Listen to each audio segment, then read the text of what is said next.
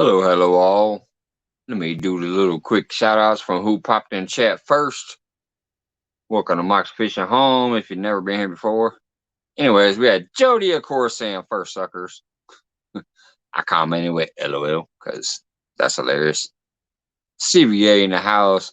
Scott's Aquatics, what's going on, man? William Pork Chop. Angler Holics, of course. One of my favorite channels ever. What's going on, Deadpool in the house? Fishing with Whiskers dropped by. Thanking Cass, what's going on? I saw you set up your giveaway. Lance McCool guy, William Porkchop, Steve Adams, Clayton the Fishing Nut, Chris Everett. Chris, what's up, man? I see you, bud. I think that name changed. I know I just commented on Facebook a minute ago before I came over here. I think that's part of kind of what gives you that little boost. Apache, what's up, brother? Gar Morgan in the house. Hooked up catfishing. Hello, hello. Hooks a Hammond Chris, what's going on, brother? You need to email me. I can send you some stickers. All right. Do I have you on Facebook? If not, what I'll do is I'll just go to your page. Tomorrow I'm off work and I got a lot of stuff going on around the house. I also plan on trying to make a couple videos. But I will try to remember to check out your page tomorrow. Look on your about section and see if your email's in there.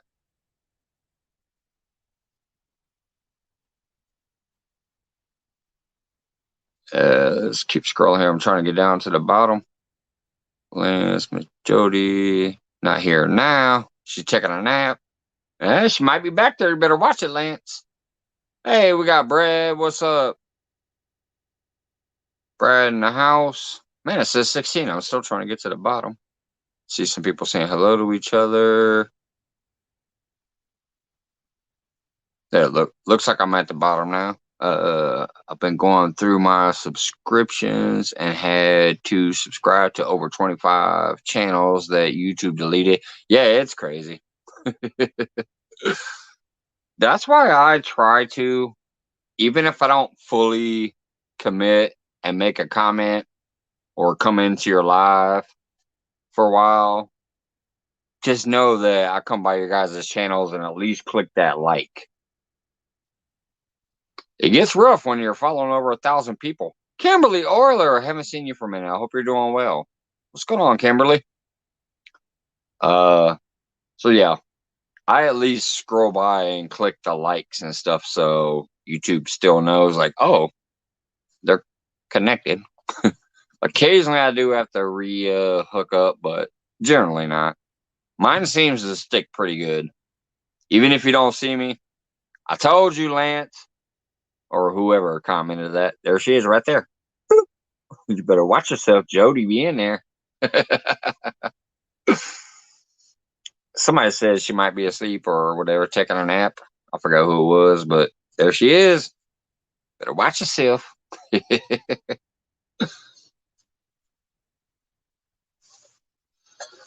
Anyway, it's just got off work a couple hours ago. Worked over 23 hours the last 2 days. I was enjoying myself, but just said I'll pop up for a little while before I go to bed tonight.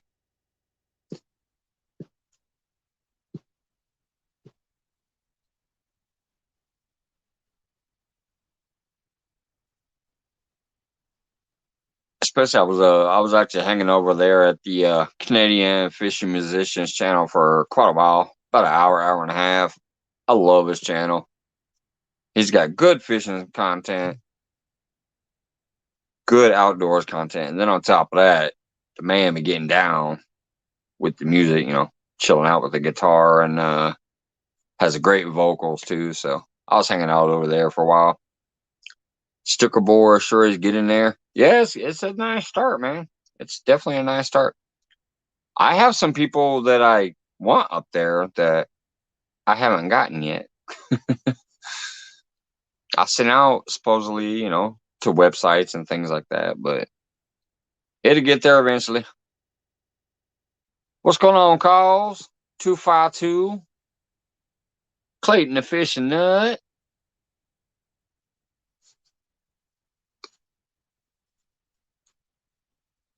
Oh, and speaking of which, I'm sorry, I haven't changed Nightbot. Uh, it's still actually been sitting in there since last night. So the links are the same from last night, and the numbers are gonna be wrong. So, what's going on, Dink over Stank? Not much, bro. Just hanging out. And then Morgan in the house. What's up? We up to 26? Awesome, people. I thought it'd be a real slow night. Tim Molina in the house as well. My man, Tim Molina. I love that guy's channel, man. He called a carp on a Cheeto. That's my number one thing. I know he's got more than that, but that's that number one thing where I was just like, man, that man did it. He put a Cheeto on a hook and caught a fish. That cheese puff drew in a carp. I love Tim Molina. And everybody. I mean, I'm just targeting them out right now because that name always just reminds me of that moment. But yeah, I did not change Nightbot tonight. So it's running the same links and the numbers. Obviously, I didn't change since I didn't change it, so the numbers might be wrong. But please, if you don't got them people yet, hook them up. They were in Nightbot for a reason, but I haven't changed anything about it.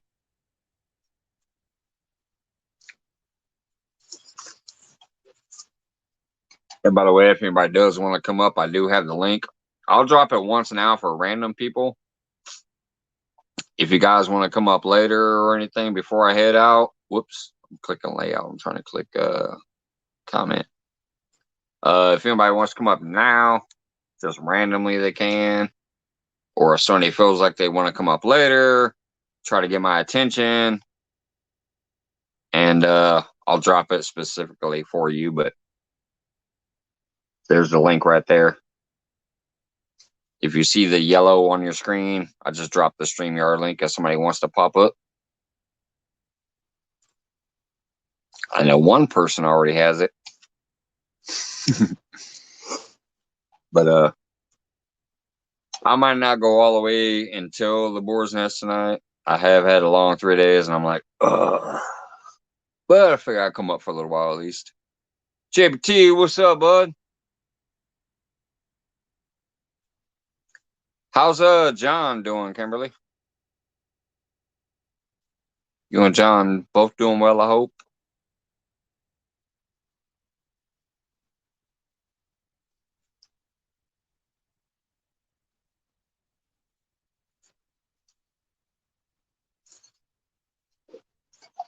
And by the way, those who came in at the very beginning and heard me say I got a lot of stuff to do tomorrow around the house. Plus, I'm going to try to put out a couple videos.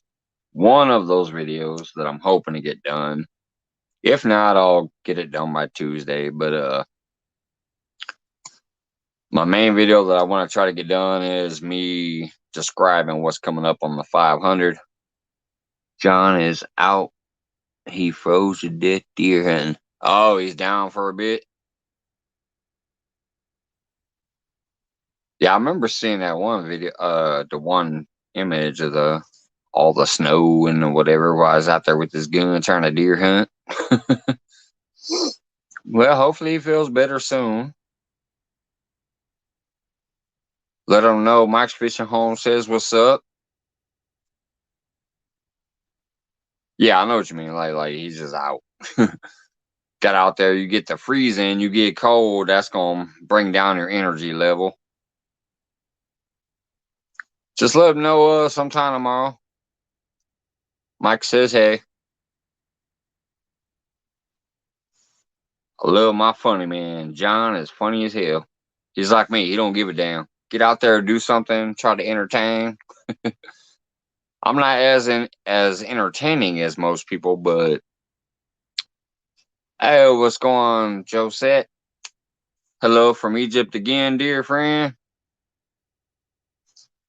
I appreciate you dropping by occasionally. What's going on, JTC in the house?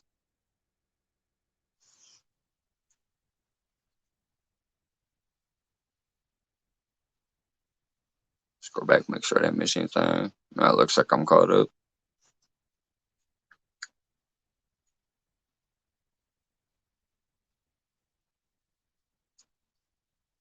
Already wonderful people in the house. What's going on? I thought I'd be slow as hell.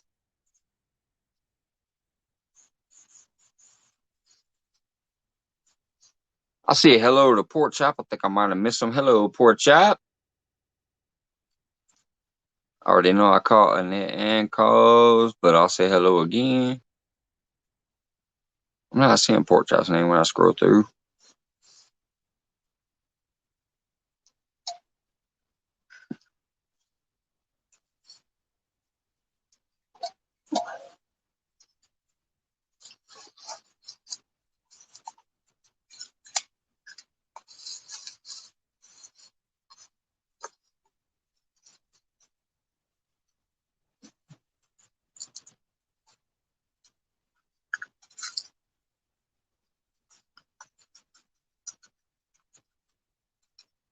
Thanks, bro.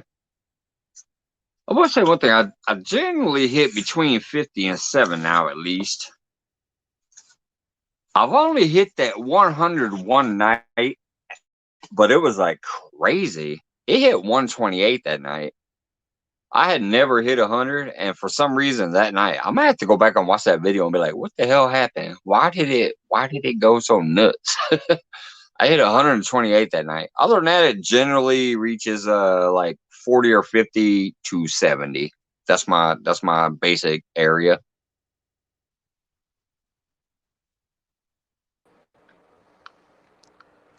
I'll be right back. You're spinning because my phone's stupid. I'll be right back, man. Heck yeah. What's up, everybody?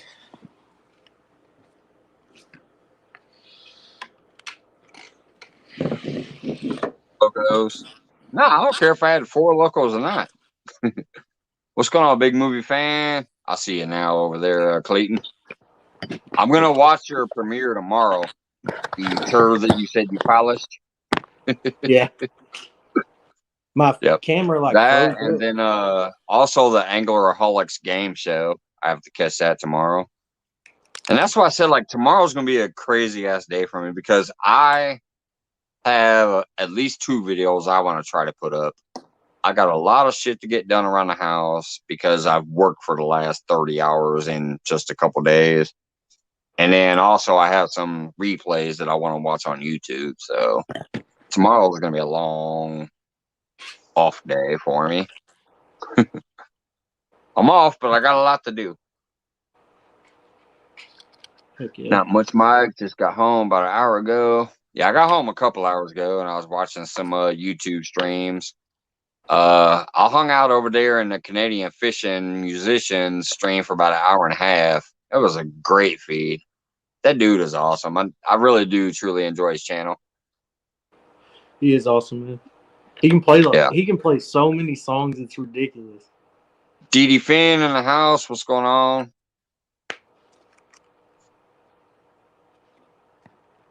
He knows so many songs just like without even really having to think about them. Yeah. His voice is great. His vocals are great. And then also just jamming out. The guitar is great also. Like even if he couldn't sing, if he just jammed on the guitar and did some like I'm not singing, I'm just jamming, that would be good enough. But the dude can fucking get down vocally too. So yeah, I enjoy myself upstairs for about an hour and a half on that. Then I got to watching the time. I'm like, yeah, I'm gonna throw mine up for a little bit. If something happens, it does. If it don't, it don't. But man, it says there's 37 people watching. So, and I'm seeing the chat going by.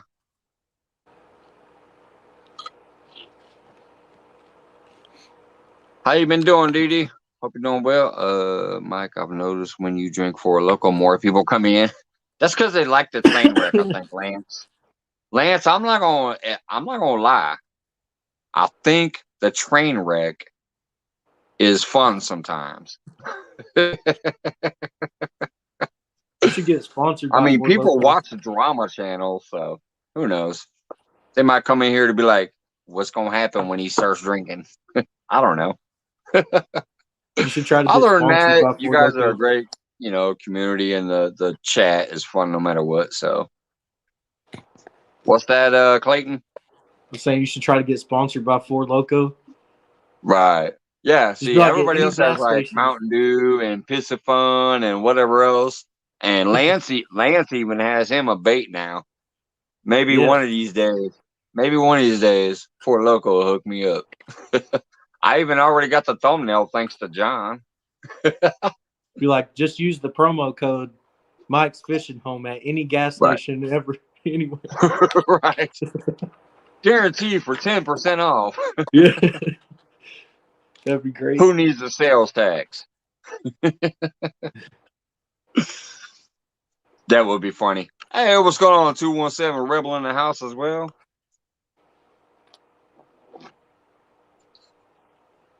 I'd rather get a fishing sponsorship, but hey, if it comes down to my drinking, you know, I'll take that too.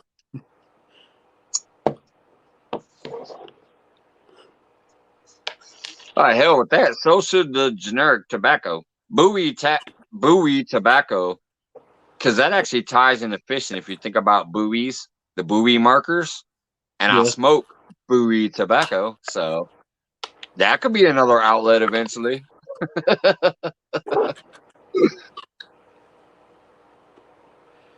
What's going on, David?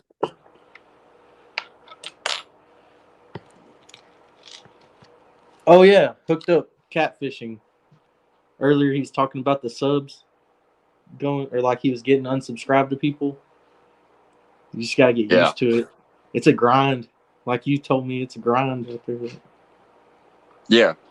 You gotta stay on top of it. It's more of a grind. Like if you're actually staying connected, like I said, now that I have so many channels that I follow, I can't always be in there, obviously. I can't always watch all the lives. I can't always watch every video. But I at least will get these notifications and I'll go through my feed and I'll click that thumb up. I think that's sometimes what helps me stay connected. Because even though I might not always be able to comment, I might not always be able to watch, I might not always be in the live chatting, but I'm at least hitting that thumb when I go by. And especially now that my boss is cutting down and saying no phones at work, I'm kind of upset. You're going to see a lot less of me actually in the chat, like, hey, dropping by from work to say what's up. You're only going to see that when I'm on a smoke break. Because he's been watching the cameras, basically, I guess, and he's kind of irritated, which I get. You're at work, you should be productive. If it's a slow time, you should be cleaning some equipment. So I understand. And I'm all for it. But I'm sad, too, because that means I get to actually put less watch time in and less support time in. So it's kind of sad about it. But, hey, I got to pay my bills, so I got to do what the boss says. Or I ain't got no job. So, yeah. You're going to see less of me technically as far as the watching and the whatever. So, kind of sucks, though, because I enjoy it. If I'm slow, I'm like, why can't I walk by in between putting out dishes and look at my phone for a minute and be like, hey, what's going on, folks? I'll see you over there, Clayton, and, Chunky and whatever, and, on people's feeds. It's going to be a little less of that from me because of work. A lot of time, being the delivery driver, I'm just doing dishes most of the time when I'm not taking deliveries. So I'm just always listening. Right. What's going on, Don R? And Backwoods Mindset, Matt in the house. What's up? I see Backwoods and Don R in there. What's up? Just chilling, Matt. Talking about enjoying myself and whatever, but a little less of it because my boss is cracking down at work. The owner said, hey, no more phones.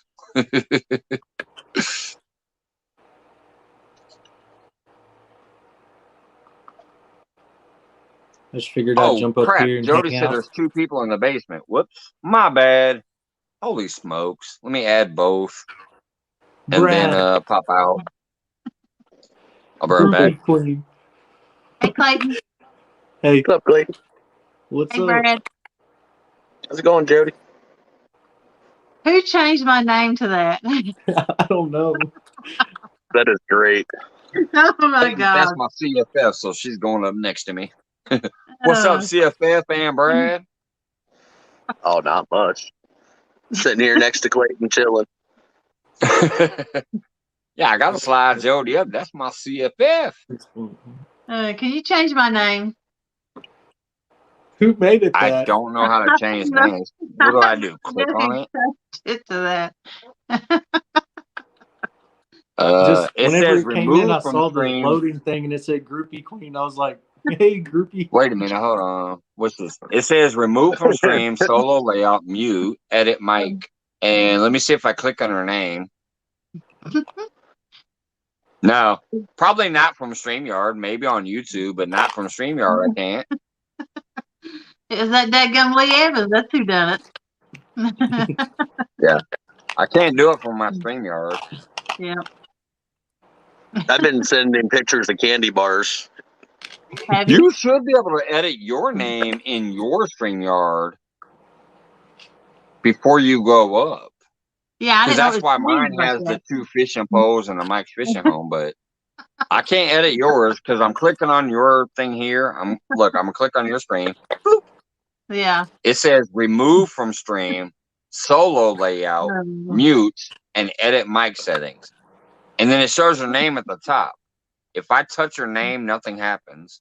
Okay. So yeah, I can't do it from StreamYard. I know right before I Although come in, now it I'm always curious, gives I me might have to options. investigate sometime tomorrow. Can you hear me How do okay? you- Is my phone working all right tonight? Yeah, we can hear you. Okay. Yeah, pretty good. Did you see that video, Brad? I haven't yet. I was trying to keep up with all the live streams today. There's a lot of them. There was. I was trying to jump back and forth to everybody and try to show support. Yeah, that's what I was trying to do, and I was running 2 devices watching at the same time and on different channels, and there's way too many. I try to get to everybody's. I just want to give a couple shout outs real quick so they see that I'll see them up in here. We got Rustic Outdoors in the house. What's up, brother? Ilion TV, Rebel. I think I shouted out earlier, but just in case, brother, since you're local, let me shout it out again. 217. John R. I think I'm caught up there. There was a question in chat. I'm trying to see if I could find it. Hey, Dink and Melissa. Someone asked Clayton what you did, and I think it was Tim, but I ain't for sure. What I did? Yeah, what do you do? Oh, For for a Jaws? living? Yeah, I Oh, think that's what he was trying to. I'm a delivery Pizza. driver, and in the summer I mow lawns. I did that for a long time when I was a lot younger. Not so much anymore. How's it going, Rustic? Howdy, Rustic. Steve wants to know about your trip to New Orleans, Jody. I'm going to go right after CatCon, and we're leaving CatCon, headed that way. I'm going to stay 3 or 4 days. And if I get lucky, I'm going to meet up with Creole and go fishing. Cool. But that's That'd not be been pretty planned cool. yet. It's been mentioned, but it's not been planned, so I can't say for sure it'll happen. That'd be a pretty neat little trip just by itself. Yeah. New Orleans has got a lot to see. I mean, just going to New Orleans, no matter what, is going to be fun. But if you can get some fishing in there too, Yeah. I've been That's there like 5 or 6 times. that's like the best of everything. You get all that good scenery, all Mm-hmm. that good food, and then if Yep. you can get some fishing in on top of it, Mm-hmm. that'd be yeah. good. Definitely. What's up, Down East Tackle? What's up, Josh?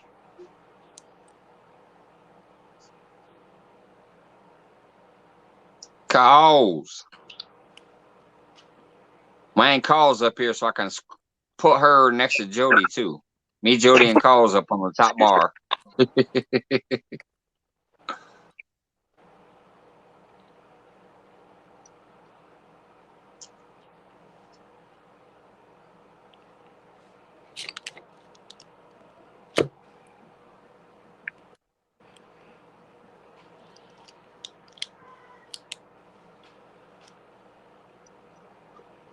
I wish I had a 4 Loco right now. Melissa. Why would you want one of those? Just so So it can me feel and like Mike could me. be 4 Loco brothers. Get that same Down state of East Tackle. mind. Howdy down East Tackle. I'm down. He's just seen him come up too. So I got a question, and I don't know if you guys would be able to answer it or not, but All right. it's a question. Okay. So when you guys are buying your fishing gear in your areas, are you buying the stuff that's most readily available, or are you going out and get maybe something that's a little better suited for what you need? That was a question I had. Me, all I have is Walmart, and we don't have any waters around here, so we don't even have good stuff to buy from to begin with. So if I'm out of a hook, I'll run up there and I'll get some of those catfish. They're yeller and black. I can't remember the name of them. Team Catfish. Yeah, they're smaller than I usually use. I'll get those and some swivels and some Zebco 50-pound line. But normally I go to Lenore City and buy stuff to a big bait store over there. Or I go to Bass Pro. I go to Bass Pro quite a bit. That's I know a lot of people are limited on what they can buy. So I was wondering if people are just settling for what they had around them, or if they're actually taking and getting the stuff they probably are better suited for their waters. Yeah, I know you don't like the reels I have. You've got nicer ones and stuff, but I like them and they work Yep. good for me. Well, you're fishing a lot different water than I am too. Yeah. I don't need something that holds over 300 yards of line capacity too. Yeah. That makes a big difference. Mm-hmm. And I think that's a lot to do with what gear you decide to choose. A lot of people are trying to base gear off of what they see people using, but not really the area that they're fishing in. Yeah. That was my take from today. I've noticed. Normally, Yeah, I just buy everything off Amazon or from Academy. That's usually all I do. Yeah, but Academy's not really that bad of a store because you do actually have a selection in them. Yeah. I mean, compared to some other places that are in the sticks or something. Because like I know when we go down to Tennessee, their bait shops do not have nothing for fishing gear. You might get some hooks. You probably ain't getting sinkers though. We actually have a bait shop here that's not bad. It has good stuff, but he overcharges a lot. Yeah, that's the other aspect of it. Bam! I changed the name, Jody, thanks to somebody in Messenger. Yeah. Since they're being silent, I won't say who, but somebody told me. Boom! What's that name say now? Not no groupie. Mike CFF. You're saying I had groupies today. Let's call me the groupie queen. But I had no idea my name said that. Okay. Just to put the information out there if anybody else wants to know. Now they were talking about in the basement. That's not how I did it. I just clicked. I went to my panel basically where it says guest. I click guest. Now when I do that, it shows the participants and it lays everybody out. Yep. I clicked on your face in the invite guest area. The participants. I clicked on you, and it says remove from stream, solo layout, mute, edit name. Yeah. So that's where I edited your name from. I knew how to do it. I've actually bought some molds from them, Steve, that Catfish Connections out of Illinois, because they actually had the mold I needed. I knew how to do it, but I didn't figure I could explain to you how to do it, so that's why I didn't mention it. Yeah. Somebody, I won't say names just in case. Somebody I saw sent a message up there, and I got the notification, and it said, like, you can change the name. So I went and read it, and it was talking about the whole basement situation, like who's in the basement, click the 3 dots, and yada, yada. That's not how I did it. What I did was I clicked guest, the little 2 hugging icon, guest. It shows the participants. When I clicked on your face, your participant, that's where I found it. hooked up. If you ever need weights, let me know. I don't got I don't got every mold yet, but I got a lot of the bigger weights. Anything from 2 to 16 ounces. Thank you, Messenger. You know who you are. I appreciate that. I wish I needed 16 Thank ounce you. weights. Now, Jody, do you want your name to be something else, or are you fine with Mike CFF Oh, for now? I'm fine with that. It's a lot better than what it was. Thanks, Melissa. All right. With Yeah. that said, I'll be right back. I'm gonna go use the restroom. I got enough lead to supply a few states pretty safely. Heck yeah. That's what, when I caught that fish, I was like, this one's for you, Brad. I was like, give me some sinkers. Yeah, you sent it to me. I'm like, I seen it. And I'm like, that's nice fish. It is all right, but there's bigger ones in there. Yeah, there's bigger ones, but still. Apache, brassite or non-brass? Non-brass is $2.25 a pound, which is 16 ounces of lead. That's how many times and then Mike's going to go to the bathroom tonight. You ready? that's one. One time. The brassite, like the cannonballs and the coins, they're $2.25 or $2.50 a pound. So Like these kind of coins? Or Yep. Medallions. yeah. yeah. I actually have 2 molds. That's a do it mold, I can tell you just by looking at it. See around the eye right there? Where it's all That if messed someone up. if someone actually takes the time and clean them, that right there will cut a line. Yeah. I've had it happen.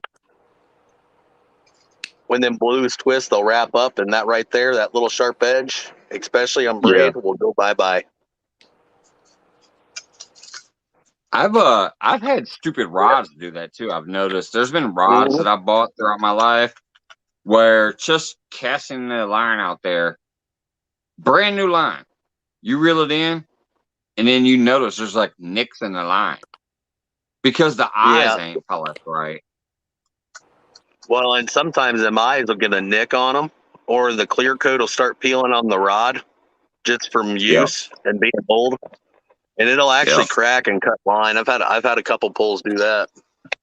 Yeah. That's one of the things that I noticed about the lure rod when I got it. I just love those eyes, and I've had them. I got my first one about 4 months ago, and I've casted that thing at least 500 times. But not one single nick in the line from the eyes. The one thing great about loose rods are you can catch a 5-pound fish all the way up to 100-pounder, and it's still going to do the job. Brad, you're forgetting something. 222 pounder on a medium action. Well, what I'm saying is, most of them rods are either set up for real light, smaller fish, or they're set up for a huge fish. They don't do. That's what's awesome is the action. You get the action, like that crazy action on there as far as the takedown and the bend and the fun action. But then you get down to that backbone, and it's holding it. It stiffens up a whole lot real quick. Like you said, from 5 to 222 pounds. Sturgeon. It's a great rod. I'm not kidding. I've been fishing all my life, even though I've been broke most of my life, and my most expensive rod was that ugly stick before the lure rod. But once I treated myself and got those, I'm just like, oh my god, they're beautiful, and the action is insane. And on top of that, we've already all seen what they can bring in. And them ugly sticks are good price point rods. They do good. I started out using them, but when I was actually able to get something nicer, I did. Yeah. And now what's going on, Cali King? Now I get yelled at because now I can't stop buying stuff. Oh no. Yeah, my lady actually told me to start slowing down. because I support like 20 channels. I keep buying gear for myself to try to enhance my next season coming up. And I'm doing these giveaways. Just like, settle down. I'm like, I can't. It's like I'm working my ass off. I want to give back a little bit Oh, to trust me, these I do people too. that I love watching and stuff and whatever. And I love meeting these like locally, like you yourself buying those sinkers. I'll never buy another sinker unless I contact you. Yeah, I'll never I buy another appreciate that. rod or hooks or anything unless I contact Lou. So, but she's kind of like, hey, you need to settle down for a minute. I'm like, hey, I'm still paying my part of the bills. Let me be. Hooked up. I was just talking to Matt Knight just Saturday morning. He's a good dude. See a rebel. Which, if the people don't know, Matt Knight's the one that actually owns the Matt Cat's rods and does them. Pretty good dude. Mm-hmm. He's just like Uncle Lou and them. When you ask him questions about something, they tell you exactly what you want to know, what you need to know, and have a lot of fishing experience back behind it. Yeah, there's probably a lot of great local like rod guys out there doing the rod thing, and the Mad Cats might be one. I don't know much about Mad Cats, but I do know I hear their name a lot, and they probably are a great company too. But just myself, like since I bumped into Uncle Lou on this community, that's my rod guy. Anytime I want a rod, even if I have to wait, if he goes, well, I don't have these for a while, I'm gonna wait. That's Yeah. just my mind made up. Well, that's the Now, way if I I am accidentally too. win a Mad Cats or a whatever other rod out there, sure, you'll see that in my live too. But as far as what I'm paying my money for, that's Lou. So far, Lou's has got the best rod that I found yet, and I haven't tried a Mad Cat's rod either. But I've been watching their product for a very long time. Yeah. I actually have some slime cat products that I don't even use. They're brand new, still in the box, packaging, just because their customer service is, in my opinion, my experience was not very good. Yep. And I'll tell you that's one thing when you deal with customer, like you call up and say, hey man, like I had an issue with this or something, and if they don't really get back to you promptly, or at least like it might not be prompt, but at least when they do, it's kind of detailed and concerning, and they show their concern. If they don't do none of that shit, yeah, you're gonna lose business like quick. If you don't know how to, if you don't know how to talk to people and you cuss them and you run your mouth to them, being disrespectful, that won't go very far either. Yeah. I mean, that's just like me. I'm doing these giveaways because I'm coming through, and I'm like, okay, I gave a giveaway one time, it was cool. I gave another giveaway, but because I'm upset that one person did not get my gift. It's stuck in Nebraska for some reason. I asked Yeah. him the other day. He said, yeah, it's still not here. So I'm going to send it to him again. Hopefully this time they get to him. But that's because even if I was a company and I sent you something because you purchased it and you didn't get it, I'm going to try to make it right. I'm going to send it back to you. So That's exactly right. most companies suck because they don't have that great customer service like that. Like they're like, hell with you. I got my money. I ain't worried about it. Well, I'm actually giving something away for free. This person legitimately won it. They did not receive it. So I bought another one and I'm going to send it again. Now, I ain't going to lie. The second time is a charm. Like there ain't no third time. it's Yeah. it's a $20 gift and it's a $15 mail. So I'm not going to do it a third time, but I'm definitely going to send it the second time because I want this person to receive that gift that I tried to give them because they legitimately want it. That's the way I am. I actually had a package go to DC for an individual, and they said the package was undeliverable once it got there, and I called UPS up because I was tracking it and it said it sent to mail recovery, and I asked them, I'm like, hey, what's going on with this? Like, oh, we don't know, but it ain't the mail recovery yet. I'm like, oh, that's fine. So I just sent them out another box, and they ended up getting it way before the other package even got sent to the mail delivery. But the UPS doesn't always do very good at delivering packages. I've had a few of them do it, and I send them back out. And if I get them back, I get them back, and if not, oh well. I'd rather have the person be happy than. Here's the craziest part is when I did do that giveaway, his was the only package where they charged me priority mail. They charged me extra and said, oh, this must be priority. I don't know why they do that. They did that with Lance one time, and they didn't do it with Lance the second time.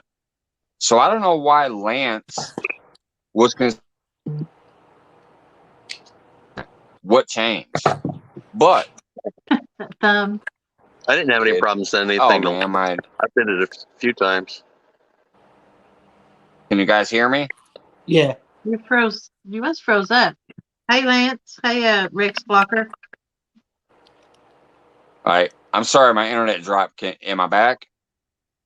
Yeah, you're looking good now. Nobody's answering. Woohoo! Yeah. Am I back? Yep. Yep. Watch Yep. the white ring. Yeet, We yeet. hear you. All right. I hear ye. All right.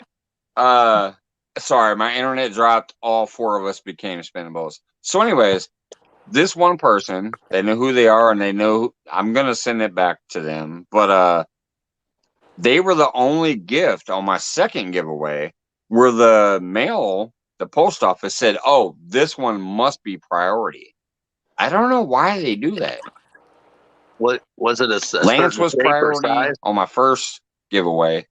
He won something on my second giveaway, and he was not priority. Why? What was I don't understand it. So, anyways, this person was priority, and I spent like $12 to ship it in a box because it was the bigger gift. It was the tripod selfie stick thing. Mm-hmm.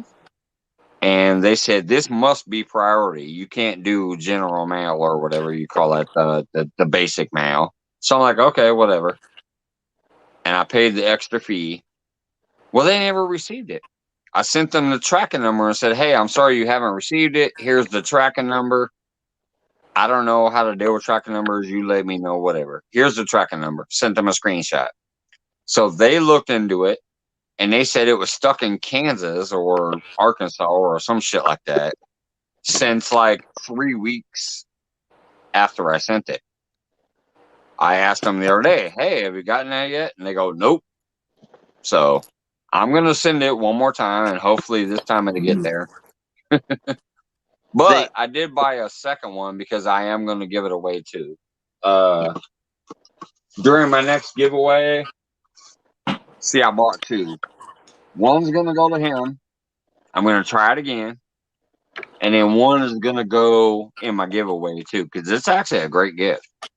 It's a selfie stick, tripod with a remote control and all that shit. So one of them's going to go to him because he won in my second giveaway. And then I bought a second one to give away again. So, how's it going, LG? Howdy, Hey, Mike. Tom. Can you hear me? And then Jody, hey, what's going on, Tom? Hey, Rico.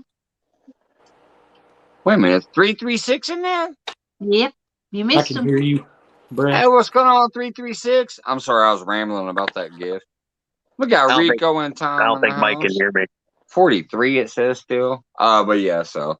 And then Jody, I really appreciate the offer, and I hope once I finally put the video out there and try to maybe set a date that you're available for that, because that'd be amazing to have you up there as the co-host. It's not guaranteed, folks, because maybe whenever I say I'm available, she might have something going on, because Jody's a busy lady. But I'm going to try to have her co-host my 500 giveaway. We'll work something out. I will understand if you're busy and can't make it that time, and I'll try to make other plans. But I would love to have you up there for that.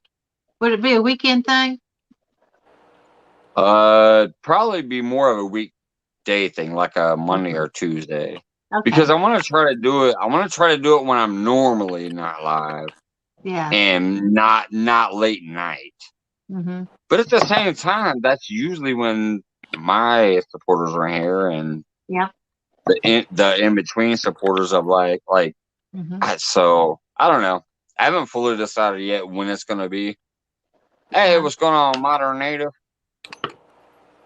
But it's definitely something I want to try to target the biggest audience of supporters of mine and the whole community in general.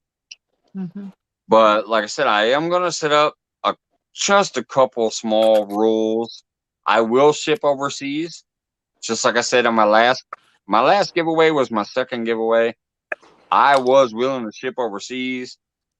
We only had one overseas winner. That was Big Dan, and he donated his gift to John Parker instead. So that's why John Parker got that pack.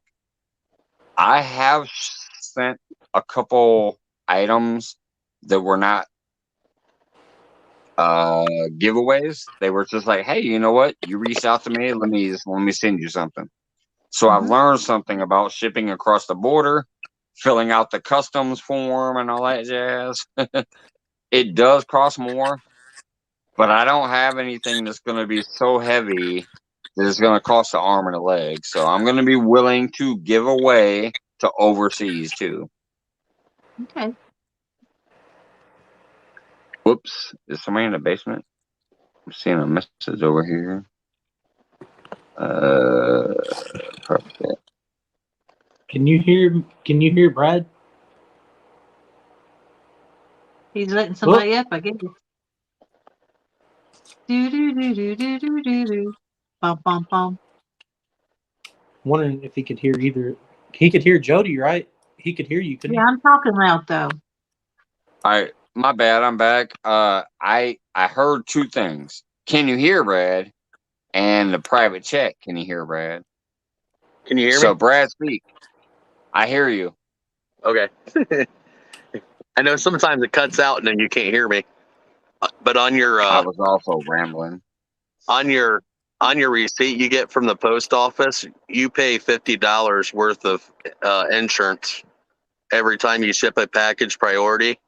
Mm-hmm. So you got 90 days to fill out an online request for that, and you just got to prove the amount that you spent, which it's kind of a pain. I'm not going to lie. And I have a couple of them still pending, but you can do it, and they'll pay you I back for still your have shipping and stuff.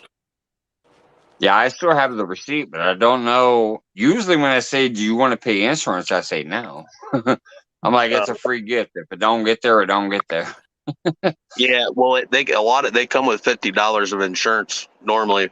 Oh, Anyways, it's just for free. It's on there. Mm-hmm. yeah, it's already on there included in the shipping. Hey, what's going on, Matt? Want to be outdoors? What's Hey, up? Matt. Come on, Matt. Saw someone said my name or Dee Dee's Fin. No, it's Clayton the Fishing Nut. I just made it TFN for the chat name.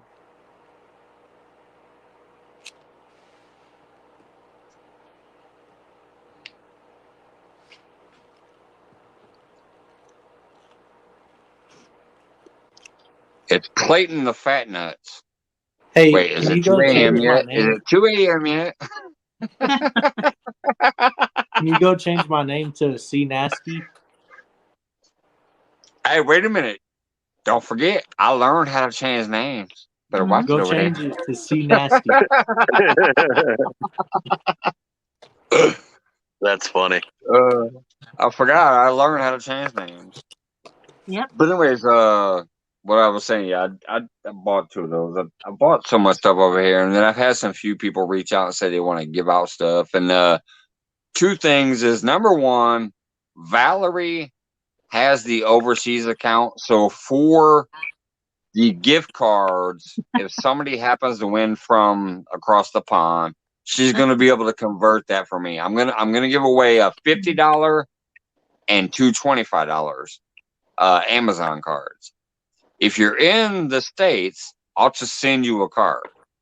But if you're overseas, she's gonna. Well, I guess I can't say all overseas, but if you're in the UK, she can convert that for me. So that's awesome. They'll be available for that. I also will send stickers and some of the other packs if they win, because I've already sent 2 things out of the country.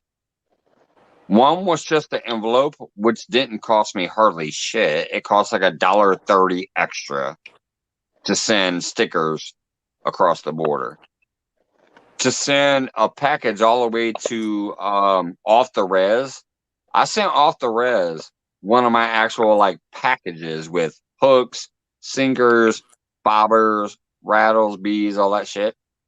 I sent that to Off the Res and it only cost me $15 extra.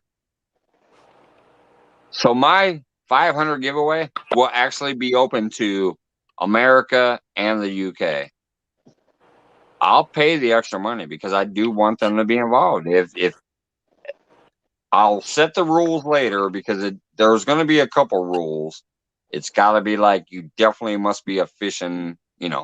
I'm not sending you fishing equipment nut. if you ain't a fishing channel. You know what I mean? Be a fishing nut. You got to be a fishing nut. What is that big old? Can you believe that? Sharp. What is that? I knew that whenever That's I only found a this, I was 1 ounce like, sinker, and Brad's it gonna looks like you hate got an that. Uncle Josh blade. Looks like you're trying to clean deer with that. You know how that happens? The mold's not pushed together good enough. Yeah, there's a piece of lead stuck on the face of the mold. When you go to shut it, it won't shut all the way. It only takes like. So it's like squeezing out. Yeah, it doesn't close completely. So when you grab a hold of it, you pull it, and if you got a little crease like the thickness of your thumbnail in it, that's what happens. I went fishing for channel cats last night, and I didn't catch nothing. I pulled this out of my bag. I was like, "Oh, that would make Brad mad." I was like, "He'd be getting pissed." I don't get sinkers like that because I don't make sure they don't flash like that. When they do that, if they ever do it, I remelt them because it's easier sometimes. Yeah. These are just the ones from Walmart. Oh, I'll drop them right back in the pots. Like Hey, a lot of times, bags you get from Walmart for $5. Yeah, a lot of times the first 10 or 15 sinkers I run, they go back in until I actually get the mold hot enough. Matt says, Jody, you ready for your snack and the meet and greet? A snack? Oh, you're talking about the zebra smash. Me and Matt's having a little competition fishing. What's going on, UK with Big Dan? He's going to get spanked at the meet and greet. It sounds like somebody's going to be eating a lot of zebra cakes. We won't do zebra cakes now. But Dee Dee had a question about some games we was playing. The only thing I can think of was the game Have You Ever? Have you ever? That's a fun game. That's the only game I can think about. That game gets interesting. Yeah, I remember somebody trying to play that the other night. Yeah. Yeah. That's probably what she was talking about. Yeah. And I got something to show you, Mike. Oh, hey, Jose. What's up, man? Can you put me full screen a second? Yeah, hold on. I just want to ask one question, and then I'll scroll back past. Is that from Ledka or one of the other people? Just so I know. And let's go to full screen for Jody. There you go. You can get these from the post office. You have to request it online or mailers, or they cost $8.88 to mail, and whatever you can get in it. But you can't get them at the post office. You have to go online and request them. You give them packs of 10. You know, our post office actually carries them. Really? See, mine don't. See, we can also do the boxes too, right? The no matter what. Yeah, but a lot of times stuff will fit in here better at the box because the way it's made. Yeah, I don't my stinkers to go through that. No, yours won't, but he's got a giveaways doing it. Stuff we Oh go yeah. in. Now, hey Brad, what's the box? I'm telling you, there's like the box that's like up to a certain amount of weight. That's what you ship in. What's that box called? They're small flat rates and medium flat rates. Flat rate. That's what I'm looking at. Flat rate. That's what I was looking for. Because here's the thing. I did receive something a while back from TX Tiger. I thought he was sending it to me for a just like a gift, like he was sending it to me. But then I realized when I looked back through a couple live feeds before that, he said he was trying to send that to me for my second giveaway. I don't think he ever heard me when I said I'm never shipping sinkers again. But when I look back through my feeds, I think he was trying to send those to me for a giveaway. So I may, if I can get a good flat rate box, flat rate, that's what I was looking for. Flat rate. Thank you, Brad. I may give those TX Tiger sinkers away. He sent a whole mixed package. There's like some no rolls and some banks and some whatever. There's like a bunch of different sinkers that he sent me. I think he was trying to send them for my second giveaway. But after my first one, when I spent $9 just to send Lance McCoy 4 sinkers, I said, "Oh hell no! I'm never shipping sinkers again." Man, I'm about to start using that tape with the thread in it because there's a couple of them that I packaged with like a half a roll of tape just to make sure they wouldn't fall apart. Yeah, that one you did send me. It was pretty well packaged. It looked a little bruised, but it's probably because they stacked shit on top of it. But I'll tell you one thing that I loved about your weights, and that's especially because you said you don't even polish them. It's just because their molds are so great or whatever. But when I got your 15-pound box that I bought, I did not get one single piece of dust on my fingers out of those sinkers. There was no silver dust. When I dug through there and was like, "Oh, let me see what I got here," and I was digging that out, I didn't get a single ounce of silvery looking dust on my fingers from your sinkers. Yeah, it's just the lead. I just use good clean lead. If you use wheel weights, they get messy. Yeah. So I'm not saying they don't work because they do. You can use wheel weights. You just get a lot of waste and a lot of mess after. Yeah. And that's what I was saying. Like I've always bought like, big quantities of weights in the past through Amazon or other companies and stuff. But yeah, they always came with like a pound of dust in the box. So I got charged for a pound of dust. Your weights had no dust. I loved it. It was crazy. It was the first time I had ever seen that. Yeah, you got to watch it. I mean, the ones on eBay work. Don't get me wrong, but they're pretty rough. You can have the Clayton problem with the flashing and they don't flash or deburr them. I do. I flash and deburr them all. Sometimes I even get it twice because when I start boxing them up, if I see anything, because I double check before they go in the box. Yeah, I was definitely just super impressed. Got nothing but good things to say about that box that I received from you. I bought the 15 pounds so I didn't have to pay the little extra for the next thing of shipping. So I bought the 15 pounds and it was great. The post office likes those 70 pounders. I'll bet. Brad, you know how we do these giveaways and we'll do like a $25 gift or something? Would a $25 gift card to your business be enough for someone to buy stuff and have it mailed to them? Yeah, I can send them sinkers for $25. Yeah. Well, I might just do that instead of Amazon gift card and give Brad the business. Heck yeah, like a $25 gift card to Brad Title Weights. Yeah. Oh yeah. Yep. That'd be cool. Yeah, I can send them whatever they want or Okay. whatever I got. Yeah. I'll just do that then.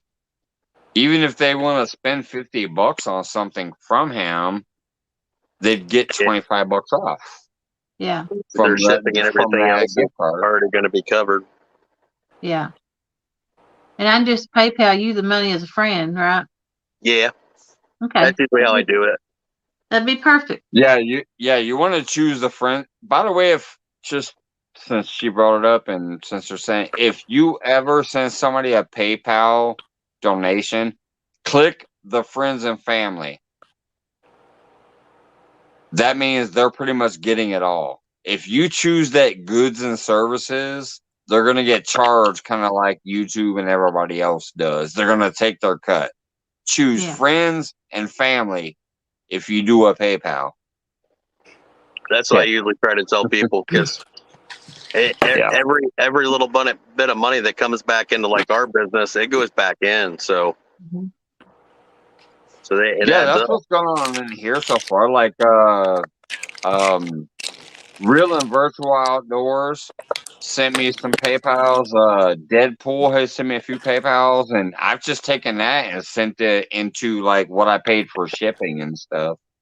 Mhm. Like anything I've gotten so far, and anything I'll get in the future, it's gonna go to three things: gifts for giveaways, shipping for those giveaways, or something to buy to try to make the fishing show better when I'm fishing, like some black lights or some whatever, or some gear or something that's gonna enhance the channel. Jane Blocker's in the house, Mike. It ain't a business. What? It's giving back to people who support you. Wait a minute. Is that Kansas frame? Now wait a minute. I got a question because that's a new one in here. I know Rex Blocker. Who's Jane Blocker? It looks like Jane Euler, but it's got a Jane Euler picture. Oh, wait a minute. Yeah. Oh my God. Is that John? You funny motherfucker. Is that John back in here cracking jokes? Does he got the mop hair on?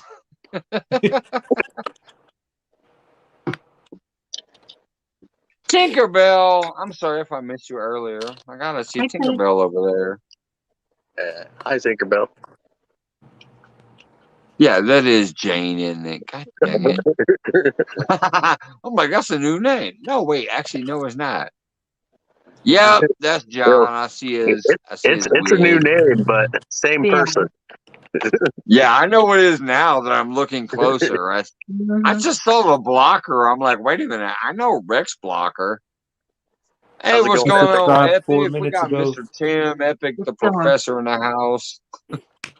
Going right over my head. Hey man, I saw that Epic's up monster in here flight saying lizard hello posted earlier. all.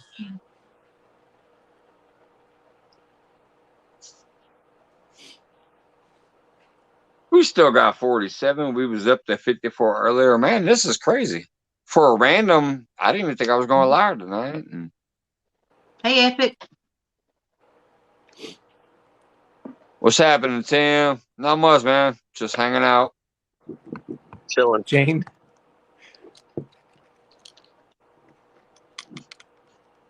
Three 336. What's up? And this is my guy right here. I'm telling you, that's my guy. Jody's my CFF. This is one of my guys right there. Rico, love you, brother. Rico. Matter of fact, I got this reel. I got this piece of fun Chaos 60 because of Rico. That's what made me get this reel. I saw his little review of this. Mm-hmm. I had heard about it a lot in this community, but I didn't think much about it. But when I seen Rico out there and he did his little review of that, and I'm like, you know what? I'm gonna get that eventually. I see a lot of people using them. I just hope they don't fall out like the Cast King did. They were doing really good for a while and then tanked. Mm-hmm. Yeah. I do have that chaos. Here's the funny part, as a matter of fact, that I'm glad you mentioned that, Brad. Okay. I have a Cast King Rover 90. It's a massive reel. Hmm. I love the way the action is on it for the most part, but I don't like the castability of it. It seems like it just takes too much to actually get it to cast properly. This thing supposedly casts a mile, according to everybody I've ever seen, from Rico to I think Fishing of Freedom did one. It might not have been him, but somebody did one too. And they seem to say it cast a freaking mile. So I can't wait to get this thing threaded up, put it on my lure rod. I'm actually gonna take my Cast King Rover 90, which is a massive reel, off of that lure rod, put this on there, thread it up, and test it out. Then I'll be able to do my own little review of it too. Like, oh, okay, here's what I thought of it. That's why I always use the Shimano Calcutta, because if you put the Shimano Calcutta and the Abu C3 6500 together and use them, there's a night and day difference between them. Yeah. But there's a heck of a price point difference between them too, and that's why I buy them used. Mm-hmm. Yeah. I've just now started getting into the whole, like, name brand gear and everything. My rods will obviously be loose, but as far as the reels, I'm gonna get around and I'm gonna see what's what. But man, this reel, it feels so smooth. It feels nice in the hand and everything. But it's not as big as like I normally would like. So I'm kind of curious to see what's what. But I like when you just turn that thing and it's got the nice power handle. I do like that. Yeah. I don't like any bait caster if it ain't got the power handle. That's the Well, first thing I look for. the one If it thing ain't a I know, power handle, I don't want it. one Hey. thing I noticed about that power handle, it looks a lot like the Abu's power handle Yeah, on their it 7000. looks nice. You got your star drag, and then you also got this over here for the bait clicker and all that. So I'll Does test it it have out once that I get it slag in spooled it, up. Mike? Does it have like that slag in it, like where it does the handle do that? Does the handle do what? Hold on. Like, does Hold it on. kind Let me of put you like on full screen. Let me put you like on on the full screen real quick so I anti-reverse? can see you. Oh, I don't mean like. No, I'm not talking about my reel. I just mean yours. Like, does it have that slag where it has like the anti-reverse on it, so it only goes one way? Does it kind of like give a little bit? Oh, They spring no, it back. only goes one way.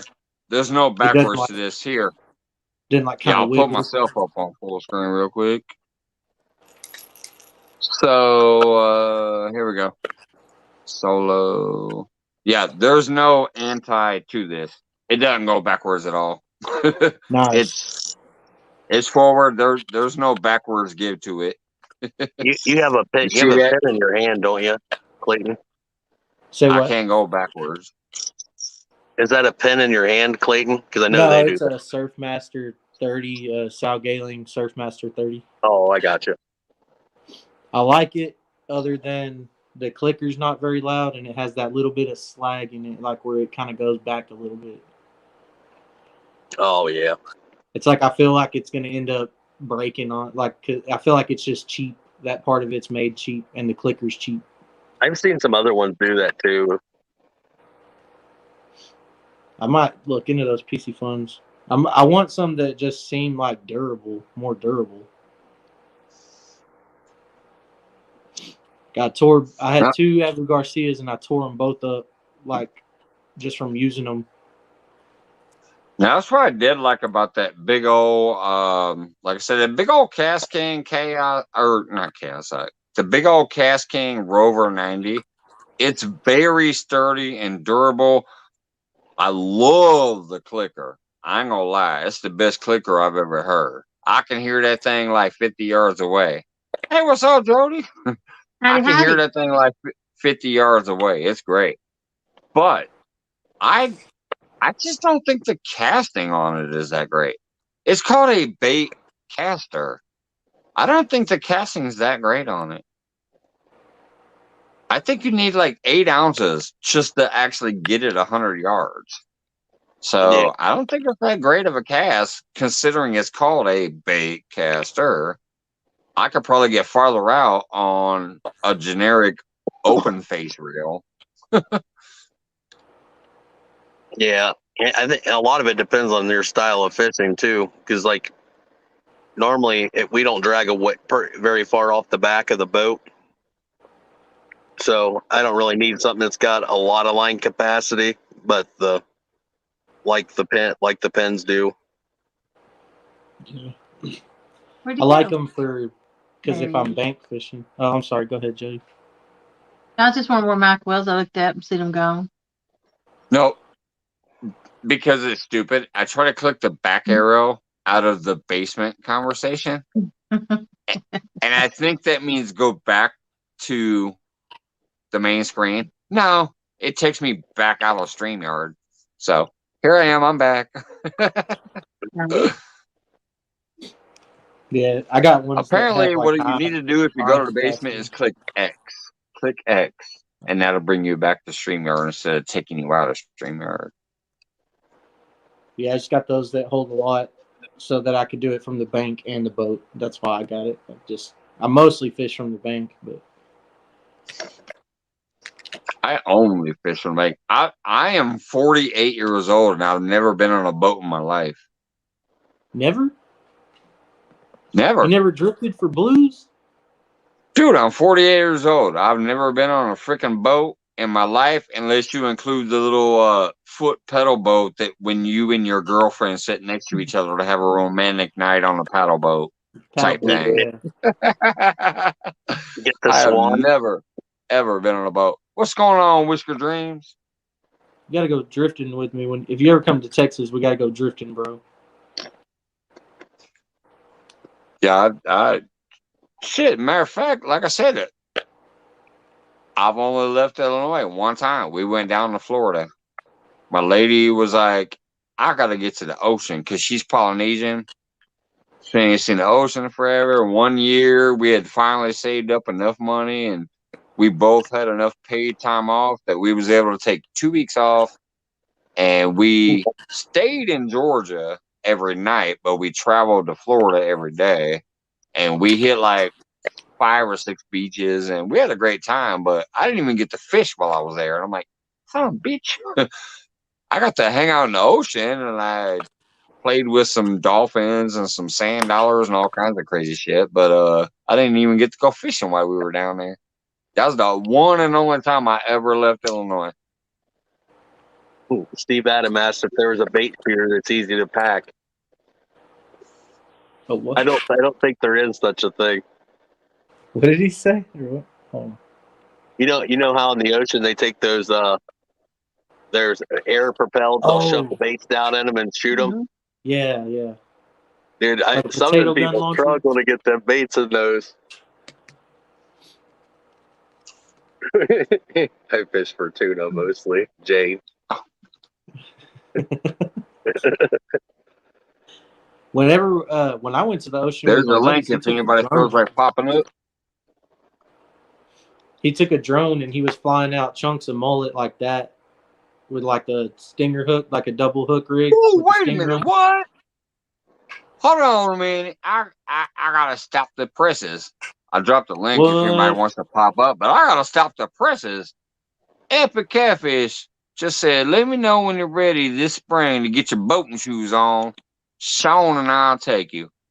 I love both of y'all, you and Sean. My goodness, that would blow my mind. You That better would do it, blow my Mike. mind. Better do it. Hey, well, I got 40 hours paid off right now. That's saved up on my paycheck. I could put a screenshot on Facebook tomorrow. I have 40 hours of vacation time paid up. I could take 40 hours off of work and get paid for it. Epic Man, Tim, Sean been good. Hey, you want to I take haven't me? seen him on in a You while. want to take me fishing? Look how happy he is. Aw. I'll strap on 2 life vests if I have to, just because I ain't never been on a boat to go fishing with Tim and Sean. Hey, Yeah. Mike, you might want to make sure they got the seatbelts included into that trip. Hey, dude, I'll strap on 3 floaties and put noodles under my arm if I have to. I'll be right back because he's spinning. He's there, but my phone is goofy. I'll be right back. Yeah. Epic. You need Holy to take moly, that. I'm already on there. I'm eating a sandwich and everything else. Epic, you should take that shirt and take the Batman emblem out and put a catfish emblem in it. Yep. It looked pretty sweet. Yeah, it would be pretty cool, especially I the bet big I old know. flathead. Oh I bet I yeah. know we can do that for you. You can sell them.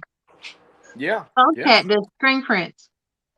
So Mike, I heard your plight. Your plight was you've never been on a boat yet, and I hate to ruin you, but I'm gonna have to. Sean and I are gonna have to come down to Springfield this spring and take you out on that lake. Mhm. It'll be awesome. Yeah, Later, even guys. if it's on my little local lake, man, That's what I that mean. would just be amazing. Yeah, that's what I mean. Because, your first time on a boat, you should definitely experience some things that's close to home, Yeah. because you take somebody out first time on a boat, you take them to the Mississippi River and all that stuff, and it's overwhelming. But You can't go to the danger zone on your first time. Right. No. Or you can. I'm not going to the sunken bars. I get it. Right. Just the fact of actually hanging out with Epic and Sean, even if it's on my pond, let alone my lake, would be amazing. So yes, sir, I understand that. And I we've get already talked about it, Mike. We think the same thing. I mean, you're there in Springfield. You're about an hour and a half from us. Yeah. You're a good dude. You're a huge promoter of the catfish crowd. Holy moly. Hey. Hey, Ernie. Hey, what's going on, Ernie, the hog snatcher Mike's in the a good house, dude. Mr. Duggar. What up, Duggar and Ernie? Magnum PI. Hey. I like the crash courses. I'd be like, take me to the sunken barge. Let's go. Oh, yeah. If I want it to be a good one, I want it to be a good one. No. We have good enough fish on my lake that I would just have fun anyways, because there has been an 80-pounder caught out of this lake. So they're there. But just the excitement of hanging out with the professor and Sean would just be amazing. We're not as refined as we seem on video. Trust me, we're a little bit rough. No, but you guys are fun, and you know your stuff. We do have a lot of fun. There's no doubt. It's not just for cameras. I mean, we act pretty much the same way whether there's cameras on or not. Matter of fact, we're probably more fun, but just a lot more R-rated. Know how that goes. Yeah. Well, when we took Spencer out, I think he was like, "Oh my God, who are these frickin' heathens?" Because we were going to Powerton anyway, and Spencer ended up calling. He said, "Hey, I'm going to be there." He goes, "I'm going to be there for like 3 days fishing off the shore." I said, "Well, we're coming in Sunday. You can ride along with us." And I don't think he'd ever experienced anything quite like Sean and I. You guys towing that boat behind you was priceless. Yeah. Oh my God! I could have just hit the tilt on my jet and just swamped him. Oh yeah! Bad. I still love that one video when Sean was running towards the boat in slow motion. Yep. Then jumped onto the boat. Actually, there's 2 videos like that. Sean jumped in at Alton like that, and I had jumped in at Powerton that way. So we're gonna keep doing a few of those. Yeah. You should loop it back to back as a short, like Sean jumping on the boat and you jumping on the boat. Yeah. Back to back as a little 30-second short or whatever. Well, we might both jump in the boat. I'll just set the camera up on a tripod and we'll both jump in the boat. Oh, there you go. You got Sean jumping in, you jumping in, and then both of y'all jumping in. Yep.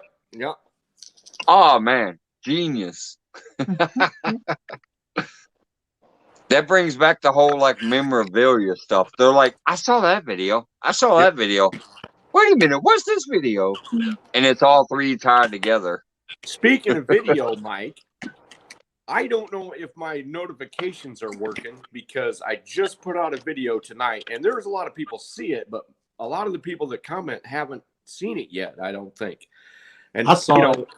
Did you? Good. Yeah. Good. It was watched right it. before you went live on It was Avid's, like- right? I saw it too. Okay. Its head was Right, like right that before big. you went to Avid's river thing. Yes. Your video came up right at the same time ish. Well, I was already in it, and it was still uploading because, of course, my signal sucks, and it was just kind of grinding along. And I'm like, well, I guess I'll go into Avid's. But no. The thing was a monster. I thought it was a coordinated effort, maybe just because I think of like marketing. I thought because all of these big river names from that river were going there to do that live. I thought it was coordinated. Well, that would have been cool, but I tried to upload it a couple hours earlier, but it took forever on my slow signal. But it is what it is, Yep. No, that was a pretty cool trip, and it was very classic as far as flathead location in big rivers. There's probably 4 ways to go about it, but that's one of them that's pretty key to where, and literally that was our first stop, but we looked at a lot because I wasn't really happy with the depths and the current in a lot of places. But yeah, when I took that first primary channel and everything was 4.5, 5 foot deep, but yet I could see in the distance the point of an island basically, and usually on one side of the point of the island or the other it's deep, and I could see a bunch of wood. And we had fished that the year before for like when it was high water for like 20 minutes. I knew where it was at. I pretty much just wanted to check out the situation. We anchored up and caught a beast, and that's what it's all about.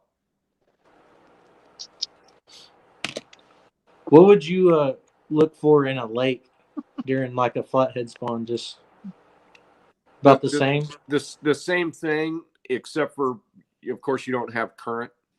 If you do have current, a lot of time when I used to fish lakes for flatheads, I would go to the uppermost stretch, especially if it was river fed. If it wasn't river fed, there's not much you're going to do, maybe a little tiny creek or whatnot. And a lot of times those river fed ones are so shallow in that upper third that they're really not worth fishing. But some of them are okay, where you can go like, let's just take Shelbyville Lake, for example. Shelbyville Lake is fed by the Okaw and the Kaskaskia, blah, blah, blah, and it turns into a big honking lake. It should have blues in it, but they didn't stock blues in it because, of course, the muskie guys are, afraid that the blues might eat a little muskie or two, which they would, which I would root for. But anyways, the upper end of the lake has 2 forks. One fork is pretty silty and shallow. The other fork is pretty decent. And when they inundated the lake back in the 67 or so, it was mostly a big ravine, and some of the timber got cleared and some of it didn't. So I just kind of looked on maps. I actually drove to some of the campgrounds and figured out where the standing timber still was. And I would go out there and tie up to this old standing timber that was still sticking up above the water, tie up a boat, and deploy my live bluegills with slip floats so that I could, but I wouldn't let them like range very far. I placed them in areas just off the bottom. And yeah, sometimes we caught big flatheads and sometimes we didn't catch big flatheads. It just depends. But at least that's a good contact point. The other thing is there's fingers in lakes usually. So you got fingers going off of the main channel, which is the main body. And especially when the water's high, they'll contact into, even in 4, 5, What 7 hair? or 10 foot of water, they'll contact the standing timber that's usually on shore. So what I would do is use the same principle and throw in live green sunfish, bluegill, white bass, whatever, and we contacted flatheads that way. And you know, I've done it where I sit forever and not catch anything, and I just vowed to myself I wasn't going to do that anymore. I don't like it. I can understand that. We have a lake. Let me pause by this us. conversation for 1 second, if you guys don't mind, because I'm gonna say something to Jody personally, my favorite lady, my CFF. Let me do something real quick here. Hey Jody, look, what hair? What hair? The hair that's There was a standing little straight bit. up on top of your head. What hair? All right, back to whatever. I love it, Jody. We run Tim off. No, You Every just time gotta I see this, I understand. think of I'm me, Mike. and I give no F's. No You're hair. supposed to lick your finger and then do that. Jody, Mike. She said, put your hair down. It's laying up. I'm like, what hair? It looks like I got some, but no, I should technically just shave bald. I have no hair. Look at this. No, it's good now, but it hadn't been. It was standing straight up. Yeah, I got like 4. I'm like Charlie Brown. I got like 4. One curls up here, and the rest are just wherever they are. And you know what? I could care less. I love you. That was funny. The chat was laughing their asses off over there. Oh. We All we right. have a little lake up by us that it used to be really good. They had a lot of bigger fish in it. And we'd always take and trudge through this swampy mess of crap to get back to this little point. And we'd cast off to the other side where it opened up before the channel, and we were catching 15-pound channels, and every once in a while we'd hook into some decent flathead in there. There's a couple times we broke 70-pound tests trying to get a couple flatheads out of it, and they changed that bank for where it ran off that shallow swampy area to like 2 or 3 foot of water. And once they changed that bank, it doesn't hold fish anymore. that's what you got to do, Brian B. We got tired of fishing it. Mr. Robot. Hey, it's the fishing language. It's this and that and the other and this. First of all, I've been in the basement probably since like yesterday. So, like, I dropped the links, and some people came up and started talking, so I was talking. I wasn't looking. My bad. And then, excuse my language. I know we on mics, so I can say it. Fuck you, Epic. You talk about all that editing stuff. You say, "Oh, I don't know that computer stuff." That video that you put up, your editing and video shots and all that shit was A1. So, but I don't know that stuff. You're cheating. You're cheating. No, you know what? My middle name is Effort. I'm not saying I'm magic about it. It takes me a long time to do that shit.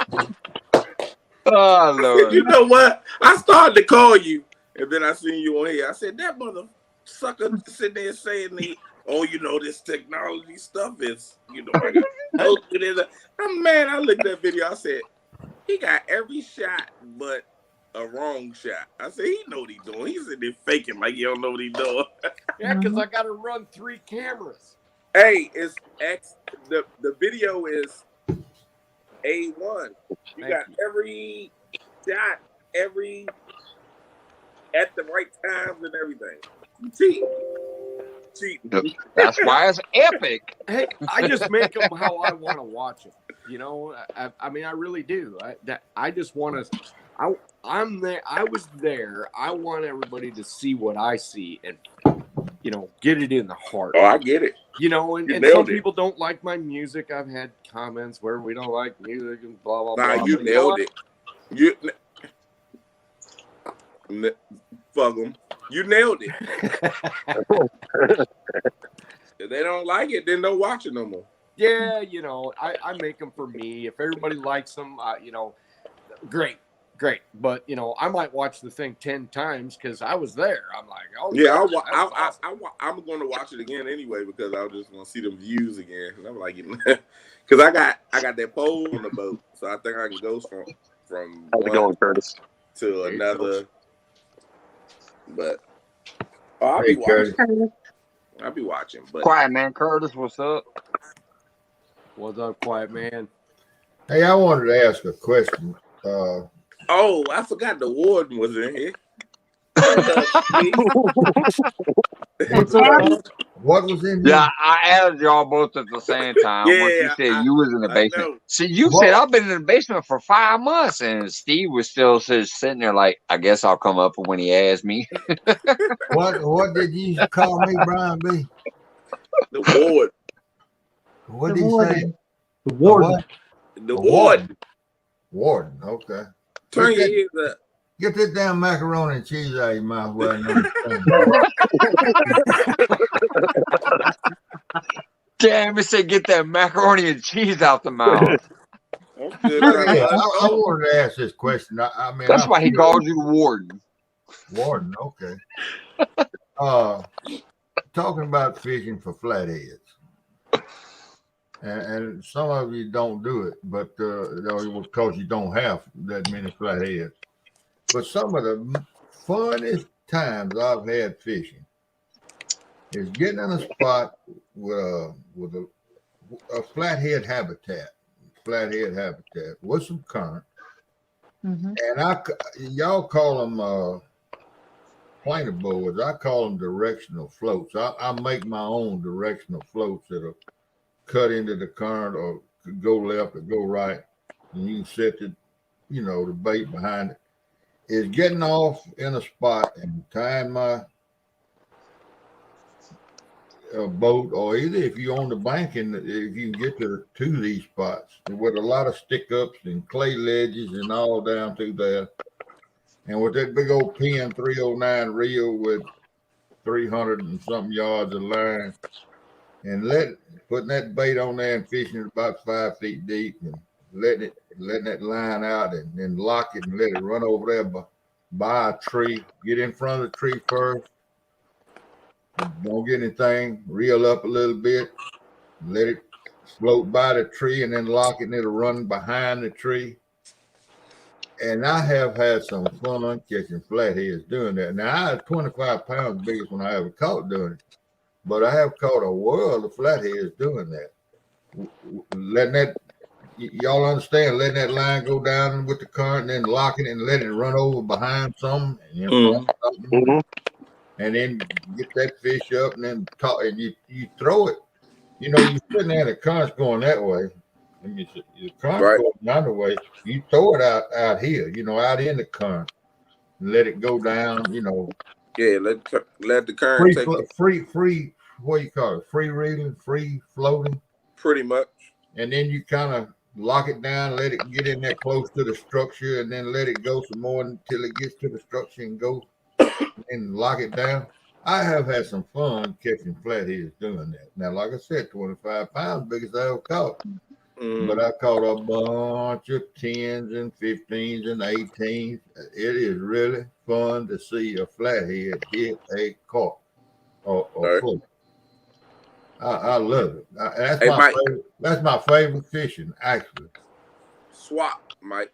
Swap me with you. And by the way, did you see, Brian B., did you see my statement in the live last night? I don't remember which one it was. Did I say somebody, you need to go get some drywall work done on that head to cover up some of them damn wrinkles? Nah. Float that head out, float it out with something and kind of sand it down and kind of get some of them wrinkles out of there. Oh, geez. Since you ain't got none of this. Then you making more wrinkles. Because I was sitting there, I'm wrinkled up because I'm sitting there trying to figure out where the hell is your story going. Because you didn't know what drywall was. Because Macaroni Tony want to know.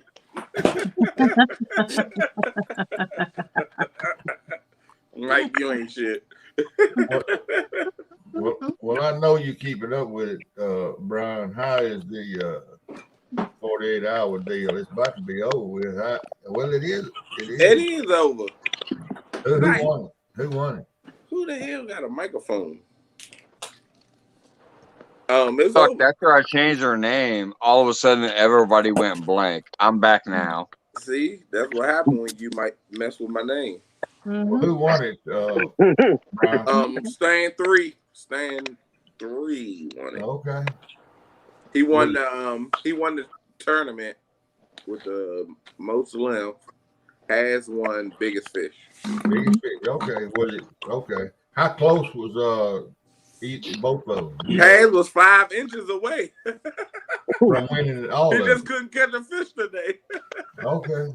All right, we literally, I just got home from was out there with him. Me, him, and Ernie. No fish today. Yes, I watched. I've been watching all that off and on all day, and it had too many cowboy shows on television. I couldn't spend a lot of time on the computer. Yeah, you seen them all. Twice. Yeah, shit me. You seen them 3 times, and then you recorded it once. So no, I don't record it. I still ain't figured out how to work one of them. I think I seen you in the background one time. You know, I'm probably the only fella that ever went to the double feature on Saturday. Y'all don't know nothing about the double feature on Saturday. I went to the double feature when I was a kid. Do you, Tim? Oh, yeah. I watched one time, and the bad guy was chasing the good guy. In this light, I am way older than I look. Well, I went to one Saturday, and I watched the good guy chasing the bad guy. The good guy was chasing the bad guy, and the good guy ran under a tree and it knocked him off. But it was hard, and the bad guy got away for that particular time in the movie. So everybody got up and left, and I still sat there. And somebody said, "What are you doing?" I said, "I'm gonna sit here. I'm gonna watch this thing again." They said, "Why are you gonna watch this thing again?" I said, "Because I don't believe the lead character that big a dumbass. He gonna duck the next time he goes by that tree line." So I had to sit through it twice, and sure enough, he knocked himself off the horse the second time too. But I just couldn't believe that the lead character was that stupid. Them shirts are pretty nice, Brian B. Them new hats are sweet too. Oh yeah, I got. Tim, you like catching them flatheads on the court? Hey, Brad. I do. I love it. For the sheer thrill of it. Yep. I don't get a chance to do it much on the Mississippi because I'm usually fishing a little bit deeper for big fish, but I really enjoy it. Like, catfish and crappie, that river is so perfect for catching flatheads on corks. Oh, man, I love it, man. It's the most fun. And look, they try to tie that damn cork. Did you see it, Brad? Steve, just the way you was talking about it, I know you're ate up with it. Oh, I love it. A 25-pound flathead, catching it like that is as much fun as a 75-pound. Well, no, I'm not going to say that. No, I won't make that like It is fun. And anytime I can catch a flathead, I feel like I had a big day, man. Even a dink flathead is fun to me. When I'm targeting flatheads. Yeah, what? A dink. You heard me say it. A dink flathead is still fun. People that don't fish for them don't realize how finicky a fish they are. Right. They are finicky, man. You can even locate them, and I'm sure y'all got the high-dollar electronics. You can even, and you know that's a flathead laying there, and you still can't catch it damn fish. I mean, you can. If they won't skipjack that day, you can put brim, bullheads, whatever you want in front of them. They won't touch it. They are finicky, man. They worse than a woman. They really are worse. Give me a break. Oh, see, Don't even start that crap why tonight. you gotta say? Why you gotta say that? Why Jody Yeah. up here? I'm telling it You like say it that, is we should because get I'm mad. telling it like it is. Jody can kick your ass, so you better watch it. No, you ain't either. No. Don't bring. I'll Yeah, put her right yeah, next to yeah. you. She'll punch you in the head right I now. know you weren't for pouting at me the other night anyway. You've been pouting. What's wrong with saying they finicky as a female? I'm not finicky. You putting every female in a group. Jody, What- Jody, Once you you get are a some female who understanding. catfishes. You are Huh? far above the rest of the females. I can't hear you. I said you are a female who catfishes. And so Yeah. then therefore you are far above the rest of the females. Like way up there. So Well, you don't thank even you can't even get offended by a comment like that. She backs a trailer better than 90% of men.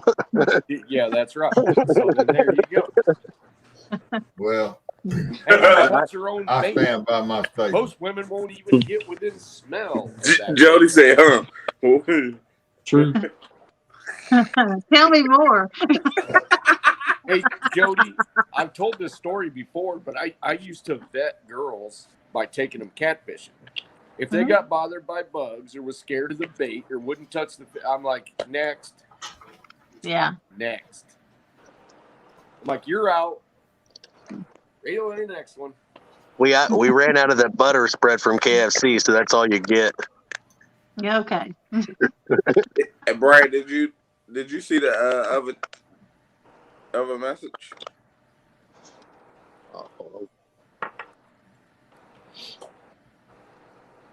No. In the private chat, it says send a message. Or did Mike see it? Mm-mm. And sent the link out. Let's see if he gets it. Oh, okay. I sent it to his Facebook. Oh, okay. Who are we trying to get up here? No Joey, bug. have I still got it? I'm dealing with the. I received a private message, so I went and sent him the link in Facebook. I don't know if he'll get it or not, but I sent it. Once you start figuring out the flathead, though, it gets a lot easier. You just got to put in time on your water to figure them out. Some spots are a lot harder than others too. Yep. Yep. 2021, I fished all year for flatheads. Basically, that's like mostly what I targeted, and 98% of the time I would leave without even getting a bite. Really? It's not like a bass or a bluegill or crappie, or if you want to call it a shell cracker instead of a bluegill. You can go to any lake and generally find any of your bait fish or your panfish. Flathead are one of those ones that if they don't want to be found, they ain't going to. To my No, they can be understanding, I found, don't but they fish just for them or don't anything. necessarily bite. Flatheads are bougie. Yeah. Well, I think it's literally easier to find flatheads than on the Mississippi and big rivers like that. Even the Ohio, even mid-sized rivers, I think it's easy to find flatheads. It's getting them to pull the rods down. That's the key. That's the next. I know exactly where they Like are. I got a 22 pounder, and it made it like worth it. It made it worth it.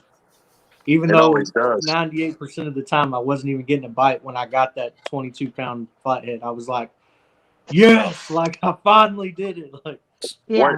One Clayton, fish that can is change a your whole classic trip. lake story. Classic lake story. I mean, I wouldn't say that flatheads are easy to find in a lake because they're not. You're gonna have to put your time in. Once you put your Hey, I time got in, that if big you notice, old 32-pounder last year in my lake. okay, but how can you do that consistently every time you go? No. I can do it a couple times a year. Yes. Not consistently. But Not to consistently. do A it couple times a year. consistently. Okay, let's just say you were if somebody paid you to take them fishing and your deal was No. you don't charge them unless you catch flatheads that impress. That's what I used to do. I had to catch flatheads that impress me, not my customers. If I wasn't happy, I wouldn't charge them.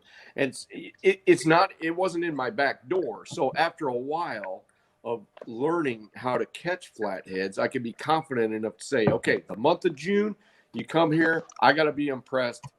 Otherwise, I mean, and that means we better catch a 30 or a 40 or at least a 50, or we got to catch 10, 15s, a 20, maybe a 30 as a kicker.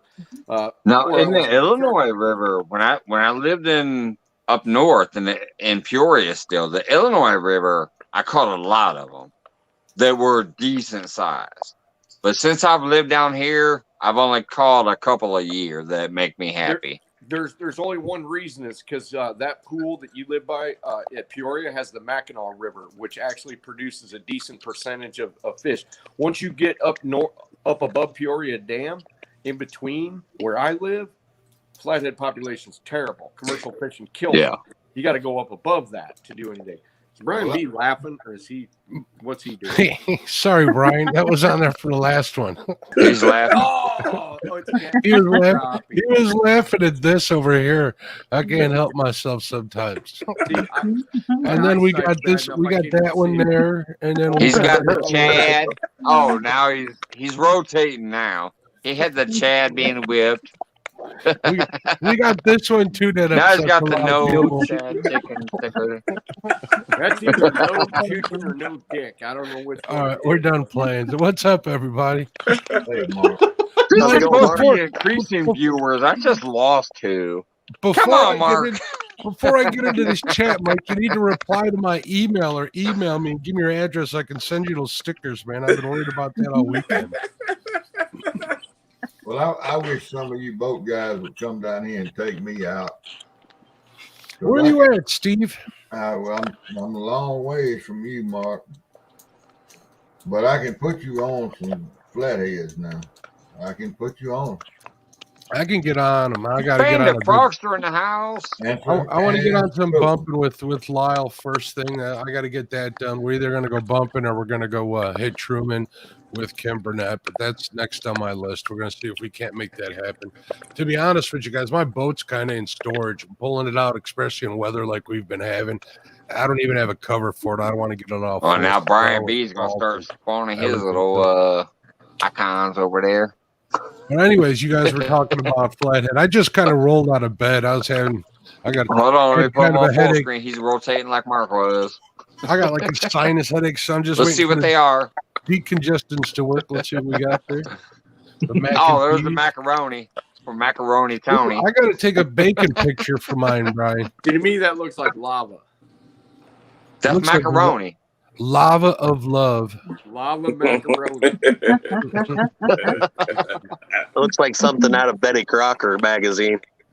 I don't have any shipwrecks or revolutionary ships or even Civil War ships sunken. But I got some flathead territory out of this world down here. But Steve, right here where I live. You got those side channels.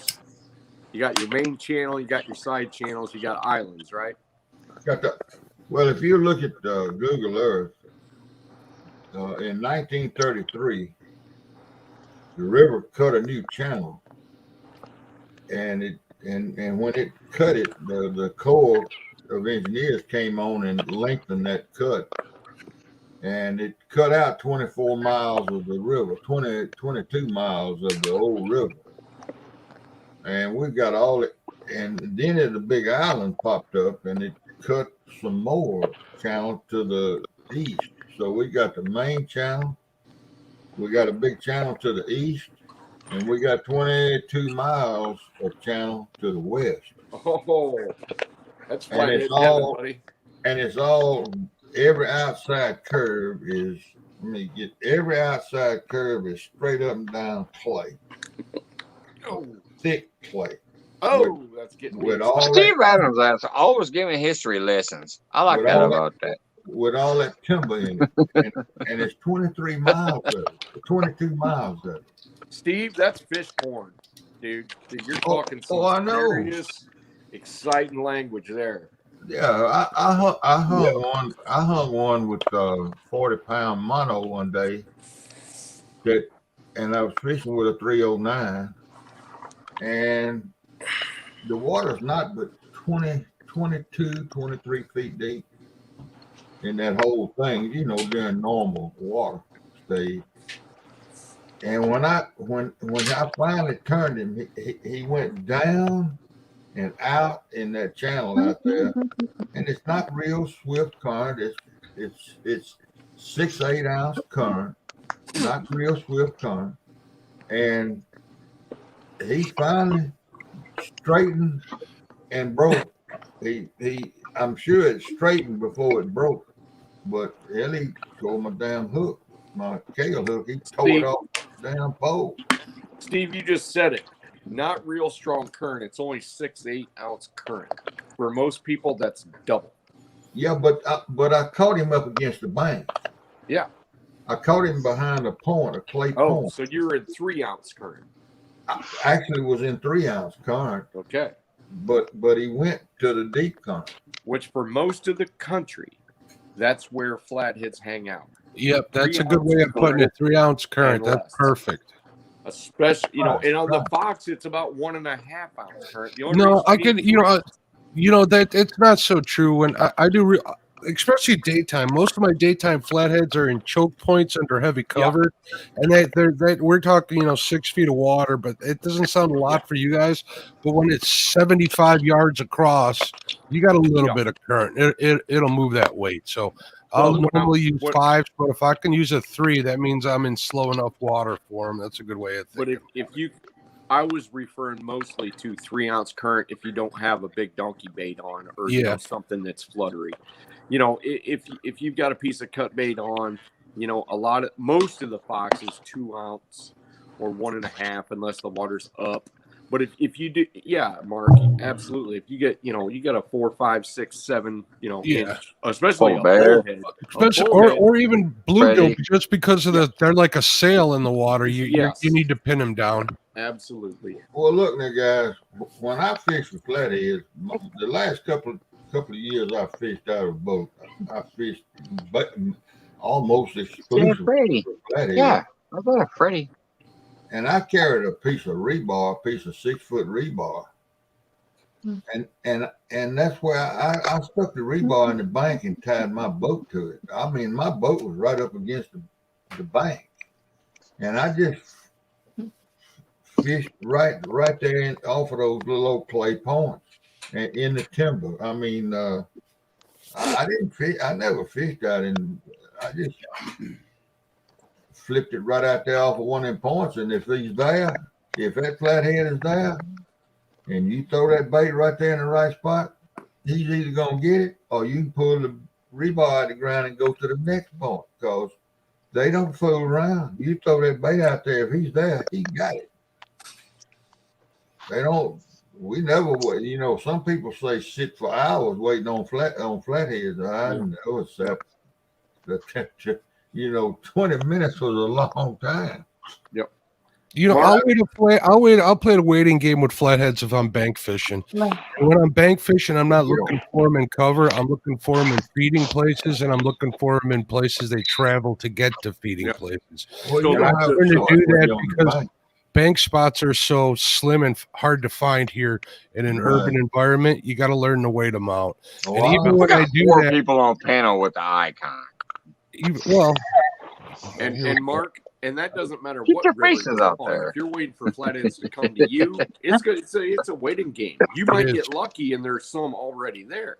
We can time them. I got 8 o'clock bite window. Yep. Well, okay. In the beginning of the season, we got an 8 o'clock bite window, which is right. Awesome news, modern. We got an 11, 12 o'clock right around there, and then 2 in the morning. If we're waiting them out on the bank, we're getting bites at those hours. It's ridiculous, and it moves with the sun because we know that they're very, very much driven by the length of daylight.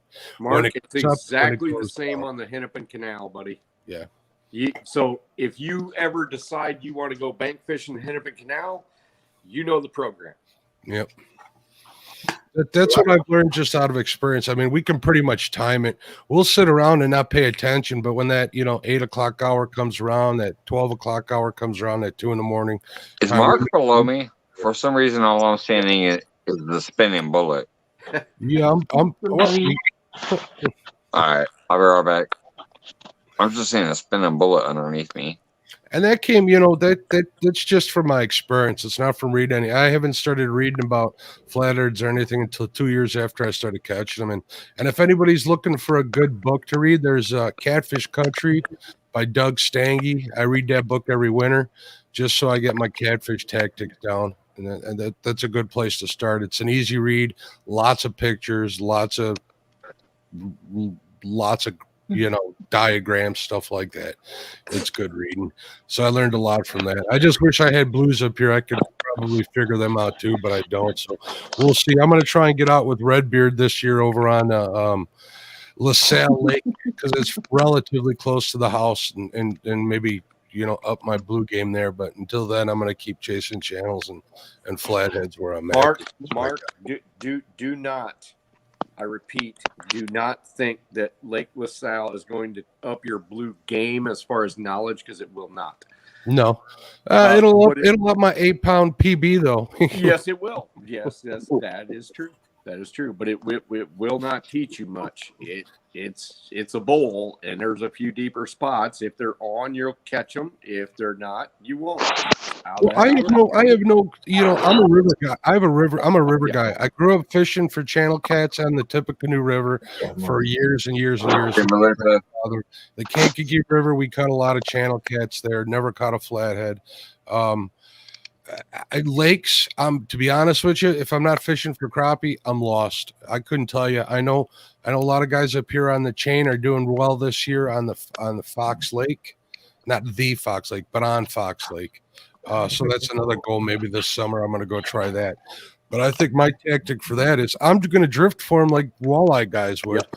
I'm going to just get on one upside wind of the lake and just drag my baits with the wind until I find them, mark them on my thing, and try it again. See if I can't, get some spots on my fish finder, on my GPS of where these holes are and stuff, and where they get caught up. So. Yeah, and sometimes they're not. I mean, they're in the holes, but sometimes that's not the hot bite. The hot bite's 8 to 10 foot of water. Mm-hmm. The windier it is, the better it is, except for too windy, and they'll shut the whole thing down. Yeah. And I used to fish it before they used to shut that wind down, and we'd have 100 fish days out there.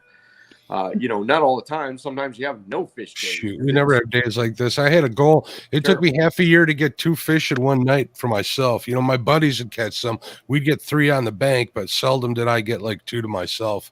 And then right after that, I had that one time where I caught the same 32-pounder within a half an hour of itself. That was ridiculous. Oh, you mean flatheads? The same flathead within a half hour. We never have 100 fish. No, don't get me. I was not talking about flatheads. I was talking about blues and power plant lakes. When you're drifting, 100 fish days. Oh my God! I think my highest day ever, and that was like out of like 30 years of flathead fishing, was probably 25 in a day, and that was special circumstances. Holy Mike, crap. You got someone in the basement? Well, here's a story for you guys. I need more room. I don't think. I set myself like silly. I got room for one more. 4, 6, 8. You check my basement. I got room for one more. I set myself silly goals. Holy smokes! Are you kidding me? Wait a minute. This would be another first. We got Don R. That'd be a first for me. What's going on, Don? Hey, Don. Go ahead, Mark. Not so much. I just appreciate being on with y'all. Hey, Don. Like after I caught my first flathead, I set a goal for myself to catch 2 in the same night, right? And another goal I had is I wanted to catch one during the day, and this was before I even had a boat. So I caught one during the day, so I met that goal. It was about maybe an hour before sundown, and I hooked into another one. It was about a 30-pounder, and I lost it at a bank. I threw like $500 worth of fishing gear across the parking lot. I was so upset. Holy smokes, did that make me mad. Mad. My buddies were all like, they were kind of shocked at first, but they started laughing after the fact. I still got that rod. It's got the asphalt marks all over it, but spoken like a true Chicago one. Yeah, I remember doing that the next week. It was kind of a cool thing. So my goal now is I've been wanting to hit like 3. I've had 2 flathead days during the day. I want to get like a 3 or a 4 flathead daytime bite. But it's been kind of hard, especially with the water being as low as it's been the last 2 years, and it's going to be low again this year. Well, there's just no water in my log pile, in my log jams. There's nothing there. It's just dropped. The river's dropped so much. This is the first year I actually chipped my skag on my boat, and right at the end of the boat dock where I've been using, for like 3 years without any issue. So until we get some water, I got to figure them out. Some of the better flatheads I caught this year were actually dragging baits for channel cats, surprisingly. And that was just because I decided to throw a drift sock out and get down to like 0.2 miles an hour, which is a pain in the butt, especially if there's any breeze whatsoever. It's pretty nuts. Hey, Freddie. A I'm lot gonna of shout times, out a couple people real quick. I got Solo Ricky texting in the house, Polar Bear the chat. Pontoon Jody, even though she's on screen, is still interacting in chat. That's why she's my CFF. She be putting in that work. We got Ernie the Hog Snatcher, Mhm. Freddie Outdoors, which obviously I still Famous showing off Freddie. them be showing off them wood burning.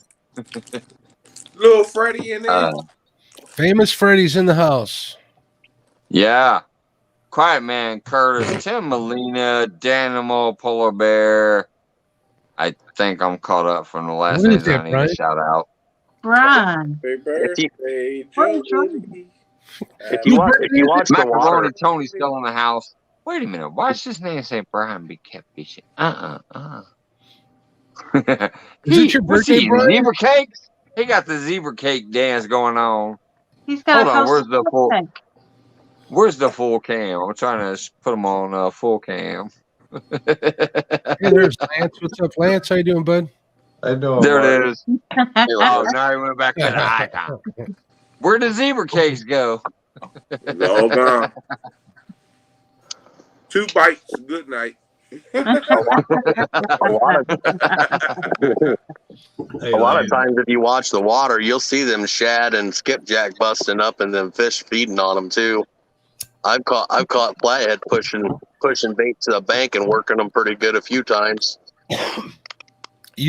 Brad, it's funny you mention it. At that same spot where I tossed my rod and reel set up across the thing, I was sitting there one day. I was fishing by myself. A buddy pulled up, and I could hear tail slap in the distance. I look over, and I'm seeing it maybe 50 yards down the bank. I could see it happening. It was a small one, but those flathead, man, you can tell it's like that swooping slap when they're feeding. And this was like right after what I had thought the spawn would start. So I was fishing with some cut bait, hoping to get on some channel cats. And I'm like, you know what? That's a flathead. I know that's a flathead. About 10 minutes later, I hear it again, only closer to me, and it's coming down river. This was upriver for me. About 45 minutes later, sure enough, the thing hit my bait. It was like an 8-pound flathead. And I called it coming down the river. That's just once you start fishing for them, especially in shallow water, when they're feeding, whether it's around docks or with the brush piles or Zebra something, cake Jay. you can tell the difference. People are always, hearing carp jump and stuff. It sounds nothing like that. Nothing at all. Yeah, they're their own little sound they make. You're right. Absolutely, Brad. A lot of times it'll surprise you too if you're fishing at night and you're driving the boat. If you got a light off the front of the boat, a lot of times you'll actually see them suspended up towards the top of the water when it's warmer, and they'll be hanging out. And you'll be driving the boat, and all of a sudden you'll see them plain as day right off the front of it. And I want You to see tell that, y'all, Jody? I'd like to tell y'all a flathead story. Hey, I'm gonna Brian? jump out of here. I forgot. All right. All right, Hey, Brian. Oh, zebra cake Jake. All right, see. All right, Brian. See you, Nice seeing you, bud. Look, See you, Brian Brian. B. We were fishing. He went from macaroni Tony to zebra cake Jake. And It just was said, so "Oh, I'm hot. out of here." It was 6 of us fishing the Big Black River down south of Vicksburg, where it goes into Mississippi. And we were about 15 miles up the Big Black, fishing an old railroad trestle. And the railroad, they had taken the top off of it, but it had a log jam there. And so, and it was I'm gonna say it was The log jam was 100 feet deep, and we would just had our boats laying right up against the log jam. All three boats. There was two in a boat, and we were fishing down in the logs. And every once in a while, that log jam would in spots would just kind of explode, and we couldn't figure out what it was. We at first we thought it was beaver, then we thought it was alligators because the Big Black is full of alligators. That pickup was so like me over And here. It's like, what is this? about 2 hours later, I'm gonna say it was a 2.5 to 3 foot gar came shooting up out of that log jam. You know, it wasn't. It was had holes in it, and he came shooting up out of that log jam and wallowing on the top of that log jam trying to get the water out of it. And a 20-pound flathead came out right behind him doing the same thing, chasing that damn gar. I never seen it. I saw it one time. I've never seen it before. But apparently, either the gar was after the flathead spawning or the flathead was after the gar. I don't know what was going on. But the gar came out, waddled across the wood and back in the water, and then just a second, here come that flathead, and it went right in behind that damn gar. Now, what was going on there? I mean, it was definitely that catfish, that flathead was chasing that gar. What time of the year They're was both It predators. was in hot July. it? So it could have been spawn. It could have been two flatheads going at it. Mm-hmm. No, this was a gar. It was a gar. This was in the daytime. Well, Tim, will a flathead treat a gar like it does another flathead during the spawn where they're competing? No, a flathead will treat a gar as food. I actually have some knowledge on this because I had a 7-foot long fish tank back when actually Sean and I lived in the country before I was married a couple of miles over. And I had some gar that were nearly twice as long as I had two flatheads that were about 2 foot long. And then I had some probably 3 foot long gar. And every once in a while, the flatheads would get ornery and swallow the gar head first, all the way down to the bottom of their gut. And then the gar would go until the flatheads would let go of them and they'd come back out their stomachs. They never ate the gar. I've only had flatheads eat tiger muskies as far as something toothy and long and critter wise. But I mean, giant bullheads and kill. I raised a albino channel cat from like this big to like 8 pounds. And I thought, okay, this thing is, because I raised him in a 55-gallon aquarium. He was like awesome. He's beautiful. I put him in with like 2 little 5-pound flatheads and they killed him overnight, skinned him alive.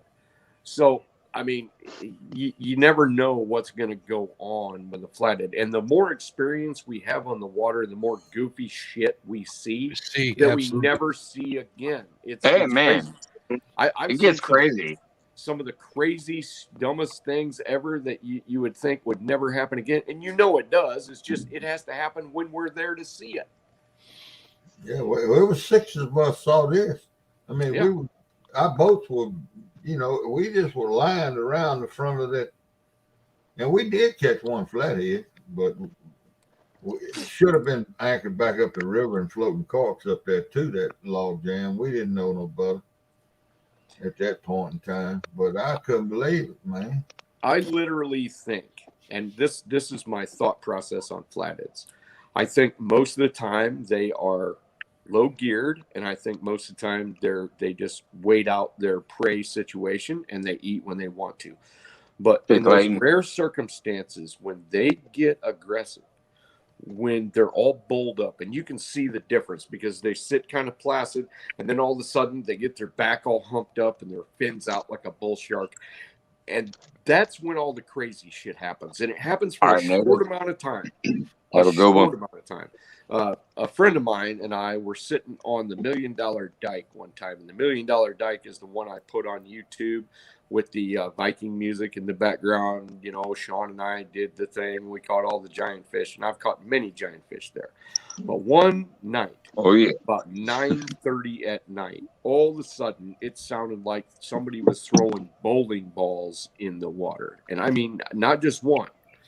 And the Asian carp were at the surface because they were freaking out of the water in these gigantic schools. And it was bowling ball after bowling ball. And during that 45-minute period, we caught like 7 flatheads from 30 pounds to 45 pounds in a row. The craziest, we had doubles going. Everything was going crazy. We landed that last fish. We're waiting for the next rod to go down, and everything was kind of silent. There's no more bowling balls, and the bite was done. We stayed there for another hour and a half. And we looked at each other and we said, you think we're going to do any better? Nope. We've already seen the activity period. Yep. And it was like bowling. It wasn't beavers. It wasn't Asian carp. It was catfish eating Asian carp off the surface. Mm. And we didn't have any baits on the surface. There was obviously a massive amount of flathead or blue, flathead plus blue activity period. And you know what? I've only seen it one time in my life, except for a few bowling ball sounds in other circumstances just like it, but nothing like that. I heard that once and only once. It sounded like somebody was throwing a cinder block at me, to be That's honest. right. Yes. So, yeah. What it sounded like. And I had no idea what it was. Yeah, Giant what the catfish, hell was that probably. split splash? Yeah, pretty much. I was like, you know, Oh, it was what an the heck? 80-pound fish. It's like, It's what? got a caduce on the end of it. It ain't like a splash. It's got a caduce. No. Yeah. The St. Francis River that dumps in right above Helena, Arkansas, I fished it a bunch and fished it at night a bunch. And it is notorious for that caduce. But, yeah, I don't know what it is about them. I guess trot liners catch some big ones. I mean, I know the trot liners catch some big ones, but I've never been able to hook a big one left. I fished it, I don't know, 6 nights, I guess. I've seen flathead pull duck right off the top of the water. I've seen a I've pike seen hit a a baby snapping duck. turtle to that. I've seen a pike hit a baby duck too. Well, hey, I've seen a Joe, snapping turtle come up and snatch a duck up off the water and drag it under. We have one of the spots that we fish. There's a beaver house there, right? And this beaver's always slapping his tail, trying to scare us off. And one day, this little jerk grabbed a big old branch and dragged it across every single one of our lines. I swear to God, he knew he was doing. He yeah, knew what he was doing. Mark, What a little beavers jerk. are assholes. They are. Holy smoke. yeah, they sure are. Hey, They're like- John R. I brought you up next to me for a minute, buddy. You got anything to holler out? John R. No, I'm kind of a novice at all this catfishing, and I started out. I just fished with bamboo poles and a grasshopper, and so I've been learning a lot from all of you, and I feel like I'm around a hero group. So Heck yeah, that's why I wanted you to get up here and say something, brother. I You've got been chilling out into- for a minute. I wanted you to be able to say something. I got into an Avis channel catfish on April 19th or 9th and 10th. And I don't know if I'll catch anything or not. We might not even have ice out. You'll have fun. That's all it's about. Exactly. I like It's- that red, white, and blue hat, though, Don. If somebody can drop his link over in I chat, can't read please it, but do I know that it's for red, me. white, and blue, and I like it. But it's been so informational that I've learned so many things. Up here, nobody fishes for catfish, really, except for the Red River. And Is that the Red River to the north? yeah, Okay. Go. and Biggest channel I've been catfish listening world. a lot to That's the channel Lance. and- capital of the world, isn't it? There's a lot of channel That's cats. what In they there. say. There's big 20-pound cats. From my conversations with Luke Henges, there's a lot of 20-pound cats in there. Yeah, I thought If you so. want the real big ones, just go over to Mendota. That's where you get those 30-pounders. He says he'd rather fish there than up on the Red River, which he lives close to, but he's fished it a lot. He went to school right there. He said he would get a ton of channel cats, big ones too. Yeah, I thought it was some I channel. think Upper Missouri holds some awesome big catfish, but nobody fishes for them.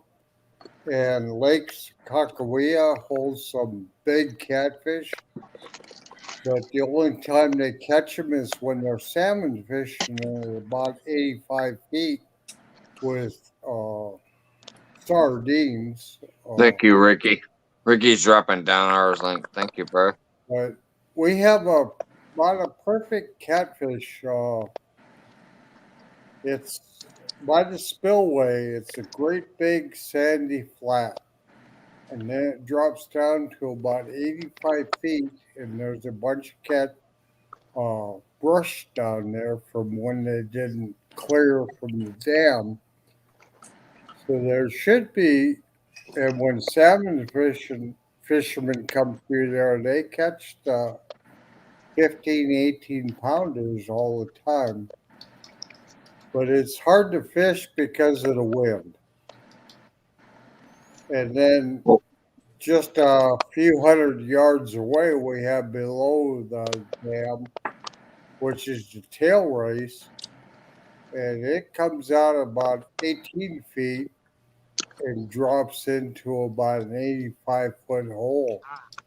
Well, nobody uses big sinkers to get down there. So my goal this year is to drop down in there and get them to stick in the current. And I think I can come close to breaking the state record. They're there. I know they're there. I just got to catch them. Well, How much Don, Get out current's there and there? get after it, Don R. Get out there and get out there, brother. You know, Don, Even if you don't, you're trying. You know, if I caught like a state record or something, you pretty much got to kill the fish. yeah, you got to kill it. I don't think I'm willing to do that. That's the only problem with catching a state record. No, you don't have I call to. it- Come on, Mark. You saw Here's the Green state Machines record story. 10-part series. In the spring, we catch suckers on the Fox River in some fast water, and you'd be surprised. We catch them with black. What is that, Tim? Tannerite? Oh, it's a big weight. 2 pound weight. This Happy is birthday, what brother. Don R needs right there. He needs to get up as close as he can to that 18-foot of water and just lower some stuff down on that original ledge with a dropper like this. 252 has a happy birthday. and If you everybody get it in didn't there. know. But I mean, just a swivel from your line, just a good 50-pound tip. Well, I use bigger, but for the channel catch, you wouldn't need to. And Hold on, something let me put you on solo. 10, 12, 14, 20, 25-ounce weight, and it's pretty much a shoe-in. Sorry, here we go. So and all I did was drill a hole, an 1.5-inch hole in a piece of 3x4 and pour lead into it, and take some some house wiring, strip the stuff off of it, create a deal, and just put it in there. You're Why good. didn't you, He said why all I didn't you, did was take this 3-pound why thing didn't you and just turn it use into old a fish weight. hook, an old fish hook and stick in that thing? Without seeing you, I can't understand what anybody's saying. I said, why didn't you just stick an old fish hook down in there to make your eye? Well, because I didn't need to. I had a whole bunch of house wiring, and I just cut it off. You can use that He mechanic wire says, because too. I'm epic. And Don, I've got a lot of background in the fishery industry now. I believe it's Don R that spent a lot of time spawning fish and all that, didn't you, Don R? Yeah, I do. I volunteer in the summer up at the fish hatchery at the National Garrison Fish Hatchery. We're the #1 producer of fish. in the summer, and we produce over 12 million fish a year for stocking. Nice. But what my goal is this year is to get them to consider blue catfish as game fish so that they can start the restocking process to restock the upper Missouri River in blue catfish, which are native. But the guy that was interested in, he retired last year, and Parker. it's the district and stuff that puts the clamps on it. And I'm sure Lyle knows that because we're probably in the same district. But if we can get the catfish under the game fish limit or game fish recognition, Yeah. then they'll have to stock the blue cat in the upper Missouri. And that would be awesome. We worked a lot with sturgeon, the pellet sturgeon.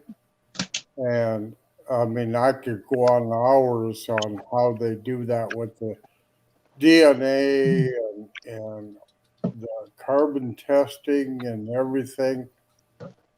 So this year, I'm hoping to have some good videos on ones that we bring in and spawn.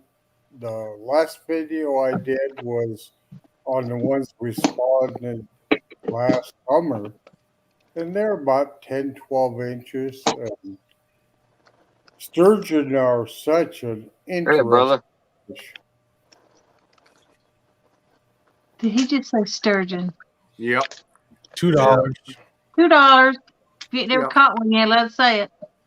And 22 cents. Mike, I got a shout out. We got John Parker in the house. Dink Hey, over John. stain.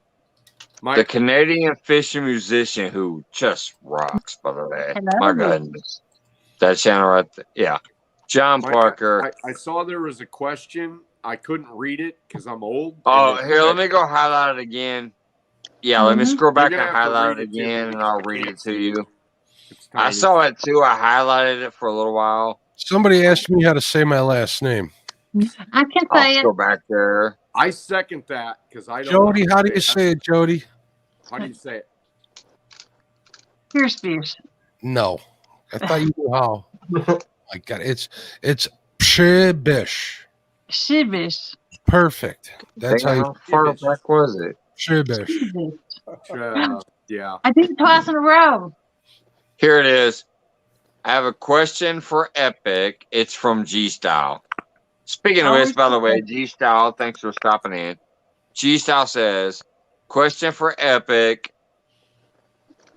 Having a John boat, just got my rod holders. How do you position your rod holders? You set your rods for a fast grab, etc. Like, are you positioning them Yes. to where you can get a Yes. fast, like, grab on the rod, I guess? Yeah. Hey, let me answer that question. Epic is a bad one to ask that because he's had them towing off and gone in the water. You ain't even Okay, got a boat. so the one time I Years. My favorite one time because we're on a live, I waited for it to rip drag, and actually it was Sean's turn. Sean was talking to the camera and the people, and I'm like, "Oh, just wait," because I knew it was a big fish. I had no idea that the power line had just like buried into the spool and it was going to rip it right off the boat. And I'm like, "Oh man," that still keeps me up at night, you know. What kind of rod and reel was that went in? Oh, buddy, it was one of my old but trusty and true. Oh, that hurts even worse.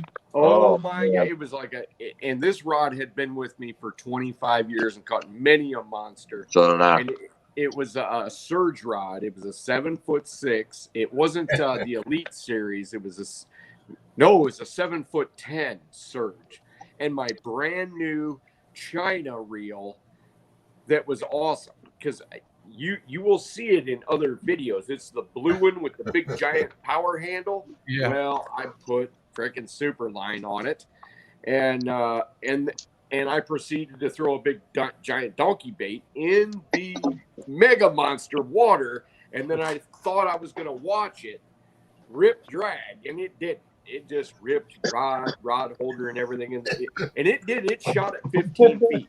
And unfortunately, I blocked the camera with my big dumb back, and it shot 15 feet. And I grabbed that other rod, and I tried to do a big circle, and it was gone. Yeah. It was gone. It looked like Trying it to reel was it in. and I remember that. It was like, Epic says God. a big tip on your rod holders. Whoever that was asked that question is don't Freestyle. use plastic rod holders. Well, don't use them that are 25 years old. That's for sure. Because I mean, we do know that plastic rod holders at the time were awesome. They're still 25. pretty good for your average use, but when you're talking a big fish and high current, then you're talking you need ocean worthy stuff as far as I'm concerned. But True. standard fishermen, like I'm gonna put some of those some of those plastic ones on the side of my boat for trolling for walleye and pike and stuff. But if I'm going after like 100-pound blue, I'm not using them. Now, if you watch the video I just put out tonight, you would see those exact rod holders up close because I end up casting and I just throw one in, and it's so beautiful how easy they go in, how easy they come out.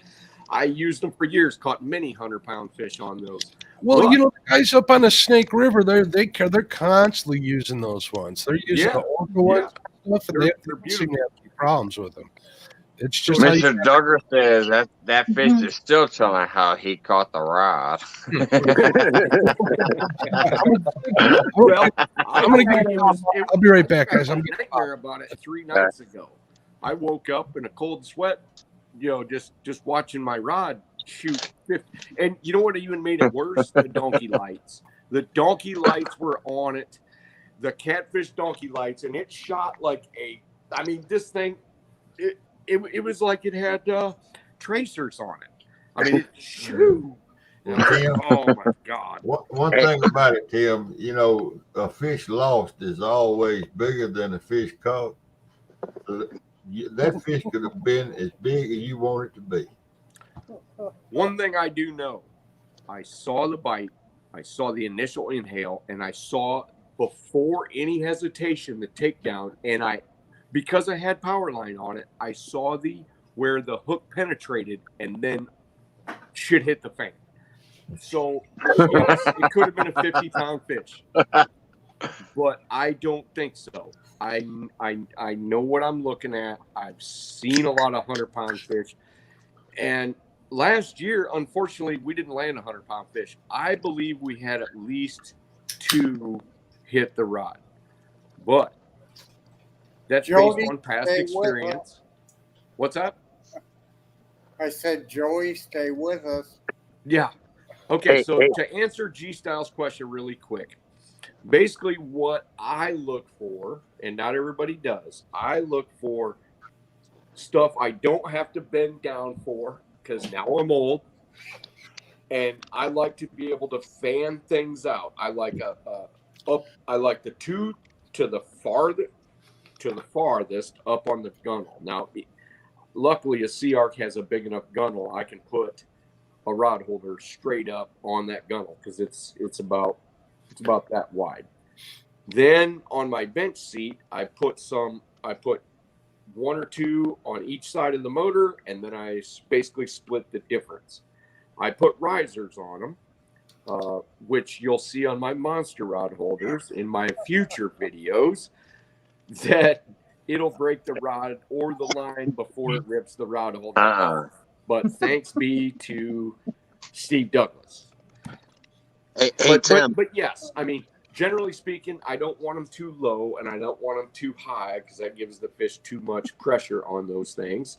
But if they're general, when I'm standing up about mid thigh, I like it, and especially those multi bars for me would be perfect, and that's on my list of 2x. Yeah, you can adjust the height on them, but I get exactly what you say. If you're bending over to grab those rods, you don't always get the best hook set. I like them, right in the thigh. I think that would be the best way to have it. On my boat, multi bars would be a little too high because I've got the C arc with the high bench and the high sides.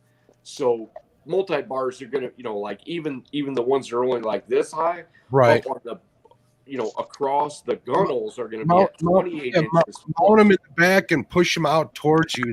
That does really well too, because I know that's how the crosses have them on their boat. Yeah, and like they're pretty perfect. And he actually has a whatchamacallit, like a hook on each one of his multi bars where he hangs like some cheap Harbor Freight crescent wrench or actual wrench, and he's able to adjust them whenever they're perfect. So able to move them. Yeah, I got really fond of the plastic ones because they have the star on the bottom and you lift up and you can tilt it. Yeah, and that is one thing you cannot do in short order with the with any of the other ones. Any of them, right? Yeah, you have to get the wrench out or get the whatever out, and then you got to turn it because I'm constantly fanning and turning stuff. What do y'all? Because literally, if I'm in a situation that you cannot anchor to the right, but yet I'm fishing all to the right, I would like turn them all to the right, and it was so easy for me. But after that one, yeah, that cured me. Since you're talking about lost rods, was P City pretty bad when he lost his rod and reel? He wasn't mad. He was more surprised. I was actually more mad because I knew I was going to buy a rod that I would never use. and you know what he said to me? He says, he goes, "Oh no, you don't have to pay." I said, "You know what, P City?" I said, "I got to look at myself in the mirror." I said, "So when that rod went in, I hoped it wasn't this most expensive rig, but guess what? It was. It was. It was a $210 reel. I don't even own a $210 reel. Hey Tim, that was an insane setup.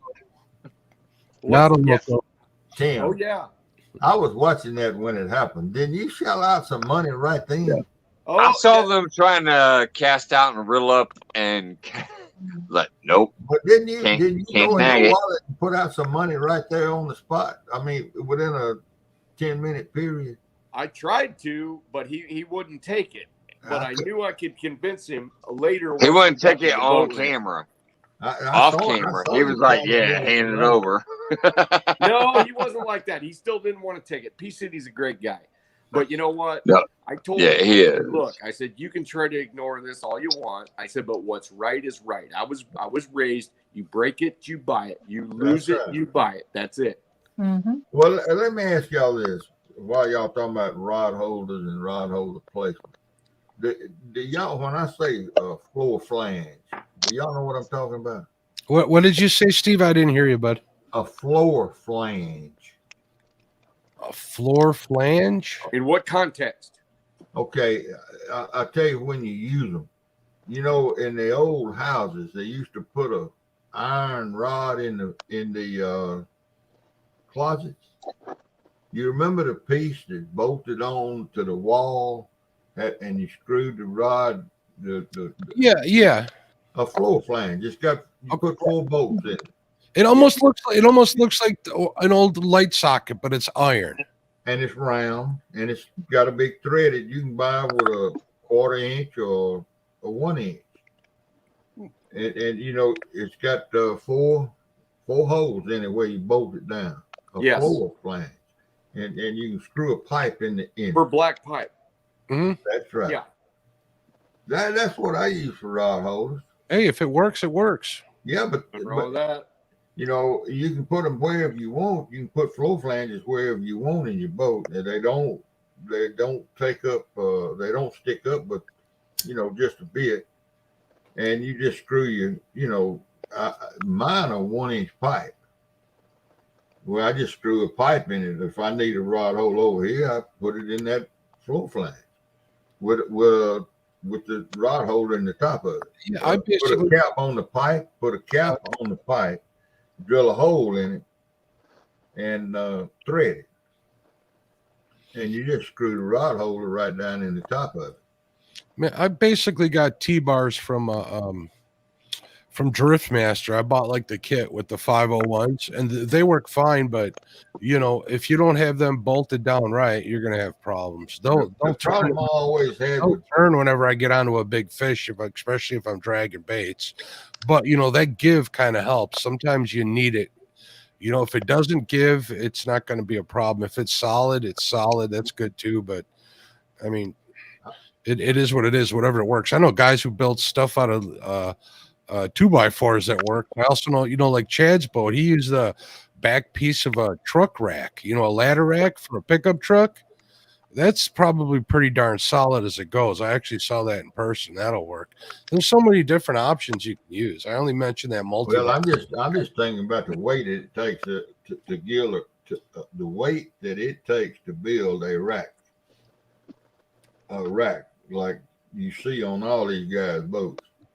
I watched Dan other night fishing with his rack from the bank, and it's PVC and it's lightweight.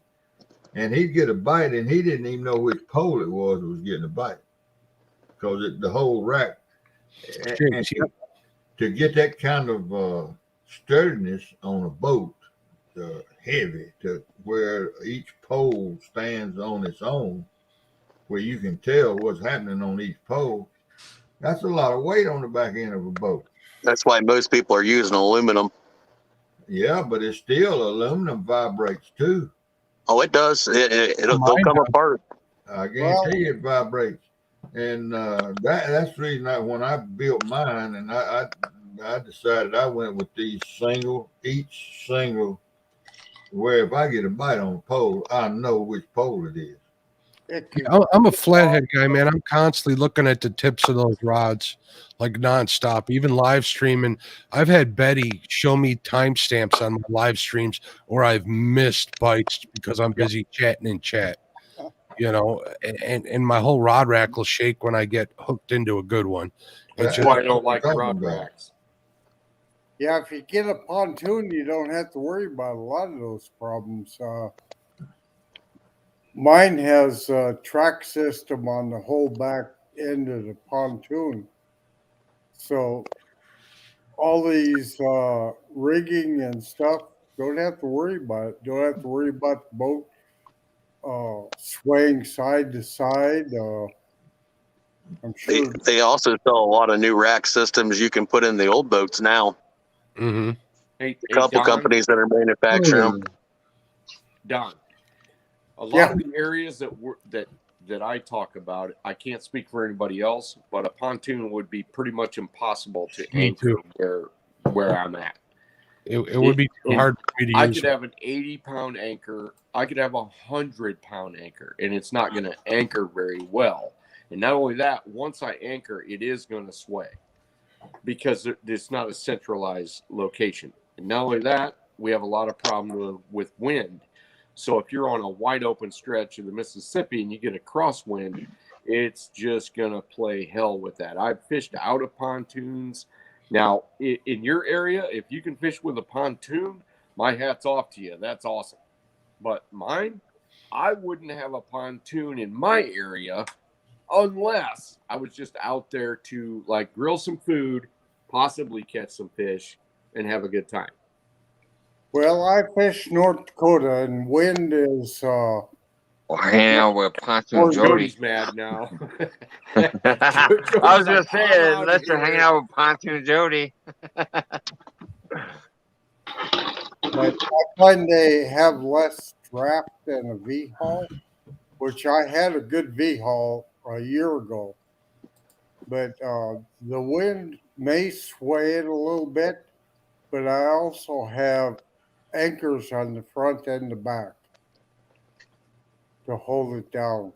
Okay. But we'll get 3-4 foot chops, and I don't have to worry about going under driving through it.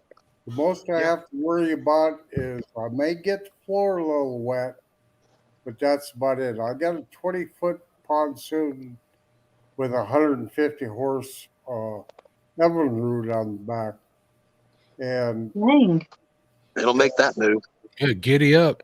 Yeah, it will. Well, that gives me all I enough. gotta say is, all you guys fishing out of pontoons, if you guys can make it work, you are a better captain than me. I think a Because- pontoon boat would be good in slower current at Yeah. night. If I on my river, if I'm chasing them while they're moving, I can get on them. But during the day, there's no way I could get as into the tight spots that I need to. No. You know, I had a 24-foot pontoon boat, and that's what I was fishing on when we were on the Tippecanoe River in Indiana, and that's a small river, and it worked. Yeah. Whoops. Whoops. And then, Cody's got her heat No, up. I was trying to One, hit it was like- Joey's it was like soul now because I want to see his hair blockers. What? oh, look at that. Yo, pontoon Joe. She's throwing the header blockers. Look how cool she looks. Too cool for school. Right? Hey, all right, guys. Look, At we first, I done- wait a minute. What? look I at get on full When I was screen. fishing in the living room, I could take naps while I'm soaking my baits, and I did a lot. And that was back when I was dating. We did a lot more than just taking naps on that pontoon boat, but that's another story for another channel. And that's actually another plus. It's just not 2 a.m. yet.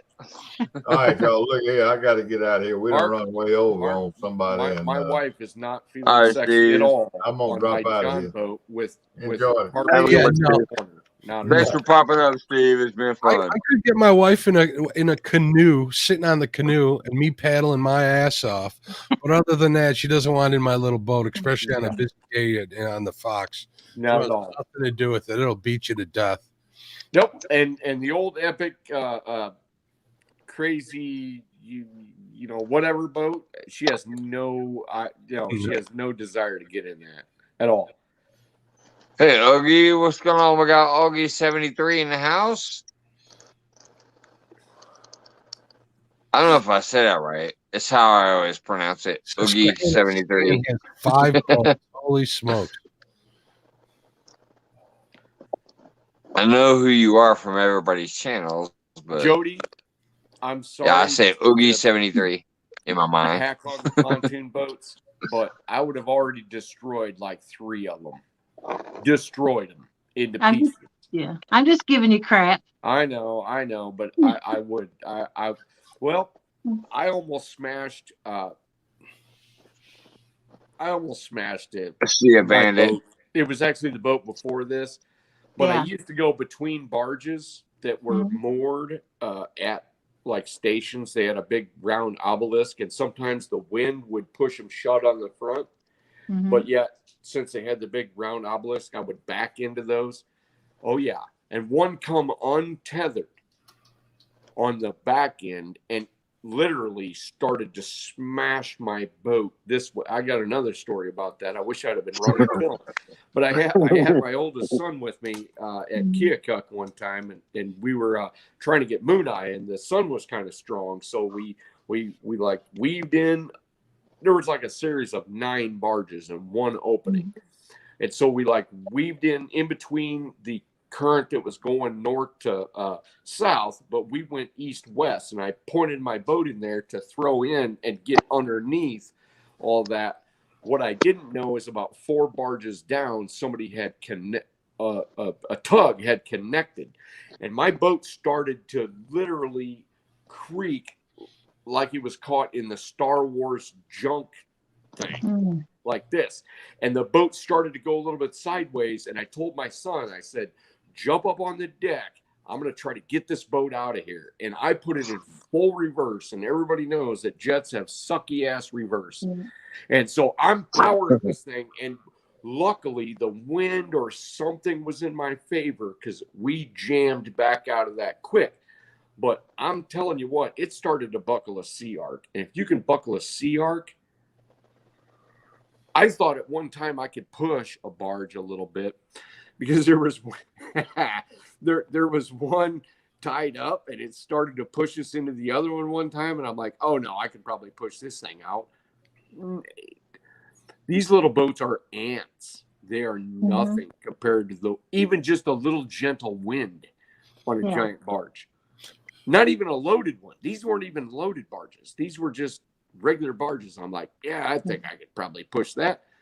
Hell no. No. Not You even know, it's close. funny. I hear all this barge talk, and when I worked for Citgo Petroleum back in the day, every year I'd take a barge trip. I was the union safety officer for like 3 years, so I got to go on the barge and make sure they were doing everything that they were doing to keep our product quote unquote safe, right? And I didn't even notice the ruckus that a barge goes when you're on it. It's like standing on a dock that's moving. It doesn't go anywhere. Whether it's loaded or unloaded, those things are massive. Yep. But slowly they will smash any Oh, yeah. production boat that you've got. One barge against the other with a gentle, left or right, across the current wind, they will smash you like an aluminum can. We had 2 accidents while I was working there. The first one was the barge, the pilot house raises and lowers, right? So they can see above all those barges. Well, the captain fell asleep. He was the only one in the pilot house, and he hit Cicero Avenue with that thing, the bridge going under there. He tore that thing up for like $15 million worth of damage. It was a wreck. My And then the God. second time they had one where they have diesel motors that pump all the product off there, right? We're talking like big cat motors that you'd find in a semi. Oh, yeah. And this thing caught fire. That whole barge exploded, shattered all the windows in our facility on that side of the building. It was horrible. We had to rail car all our product in for like 2 years before they were able to get any barges through the CalSag. It's pretty devastating. That's just, I remembered those are the 2 things that came to mind when we were there. But yeah, them barges are no joke. They're tough.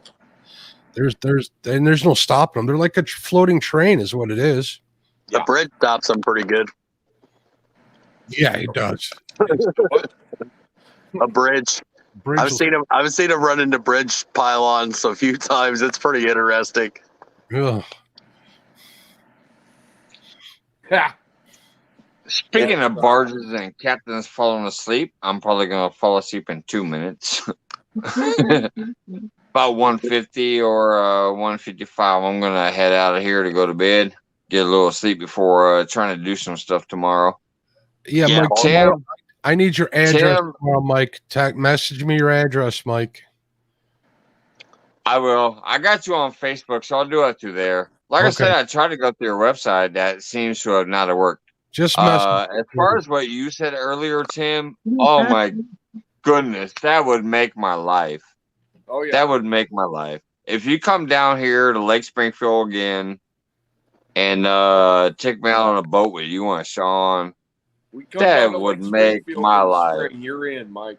You just meet us at the boat ramp, jump in. Heck yeah. You talk about down there by the steps where that little boat ramp is? Yeah. By the dam? Yeah, you cross the dam and no steps and that boat ramp? Yep. I know exactly where you're talking about, man. You got to do the run and jump in, though. Yep, you do. Dude, I would run and jump and get my face slapped by the motor if I had to get on their boat. That might bring some pretty good views. I'll take a scar for life to get on their boat if that's what I have to do. Right outside that boat ramp, 100 yards from there is a good spot. I happen to know that for a fact. So you ain't gonna go far on that Lake Springfield. So no, you don't. Yeah, like if you look back through my page just a couple weeks ago, I was out there on those steps in between 2 ice sheets. I haven't seen my lake freeze over in forever. Even when you and Sean was out there a couple years ago, that lake wasn't frozen. No, it was when I went out there. Yep.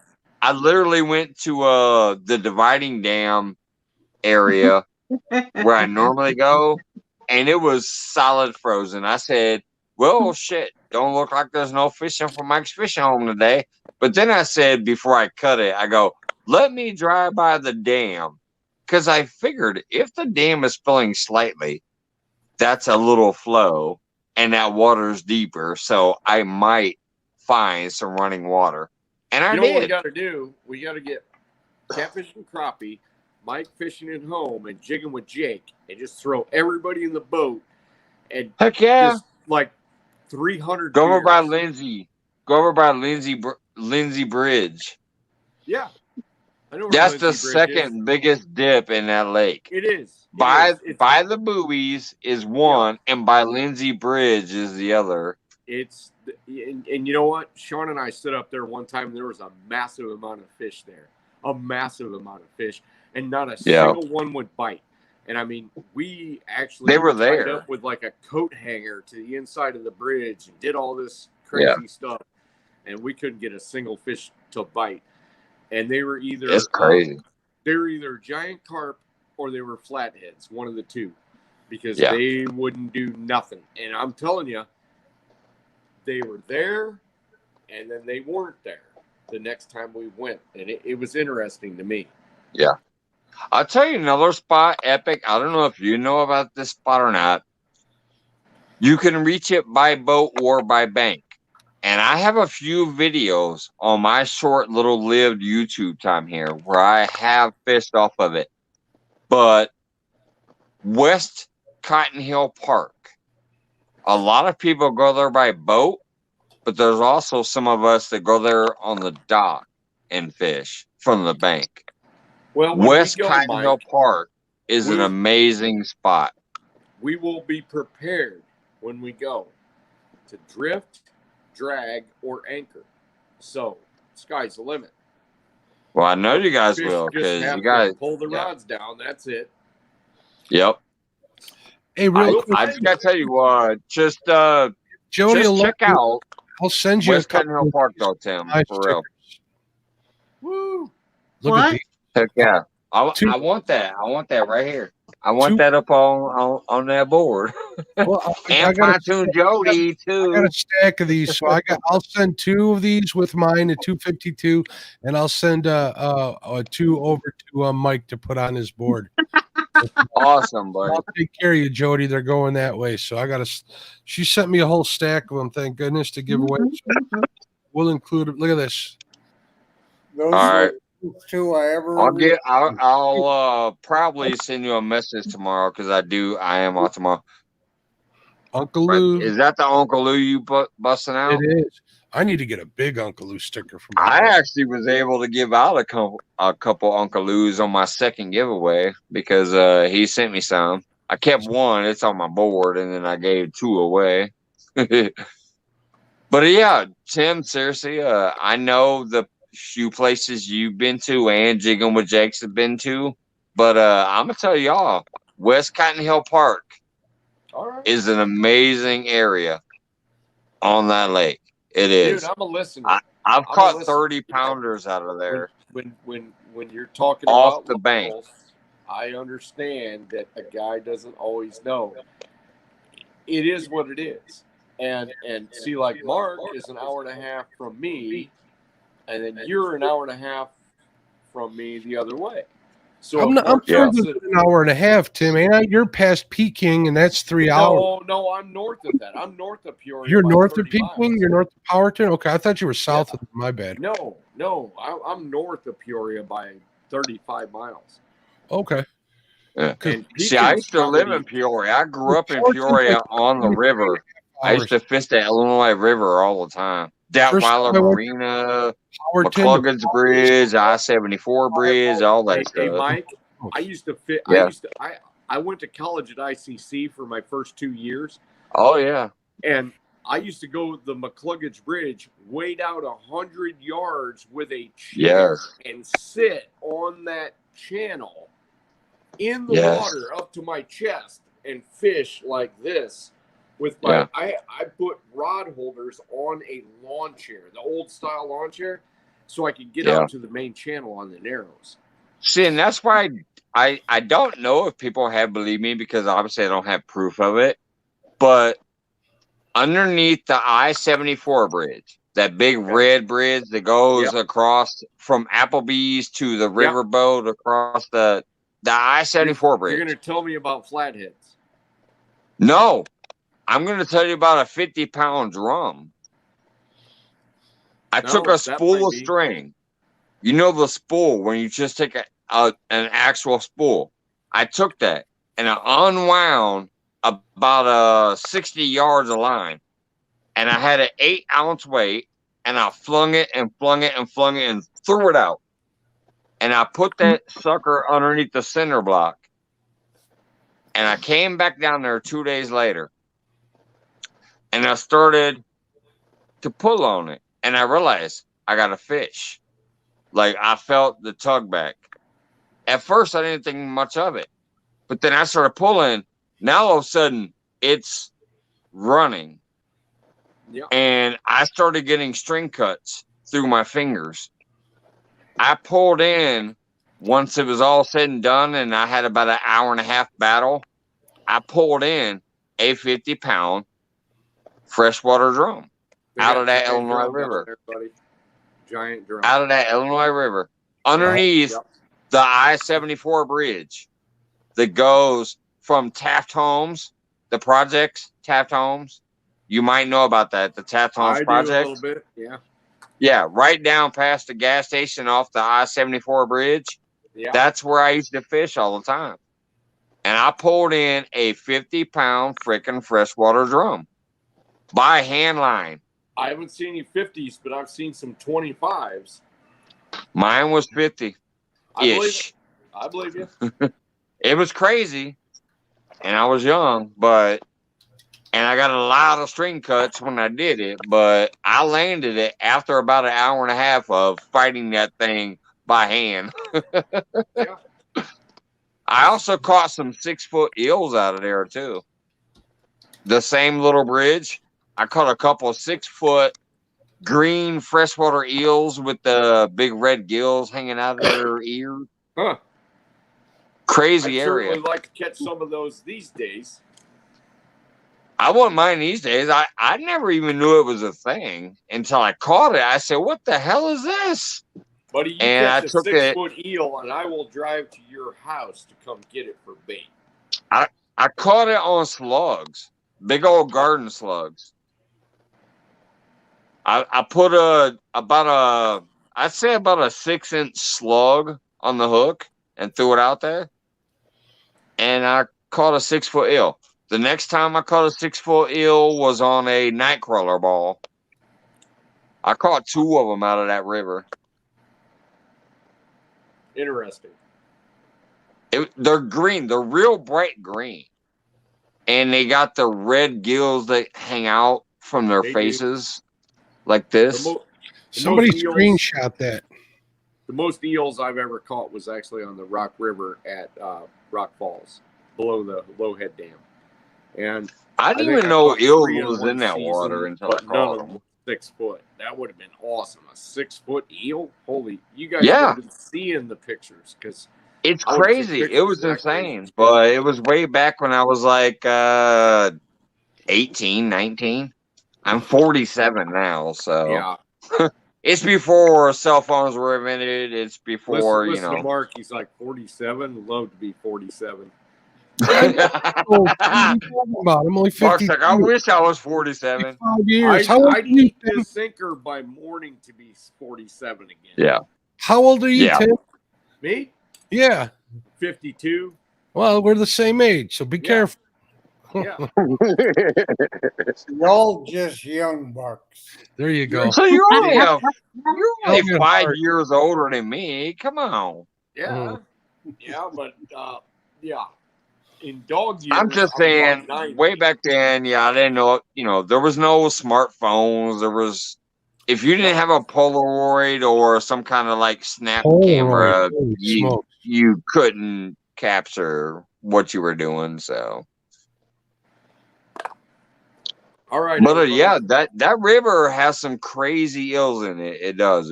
It's weird.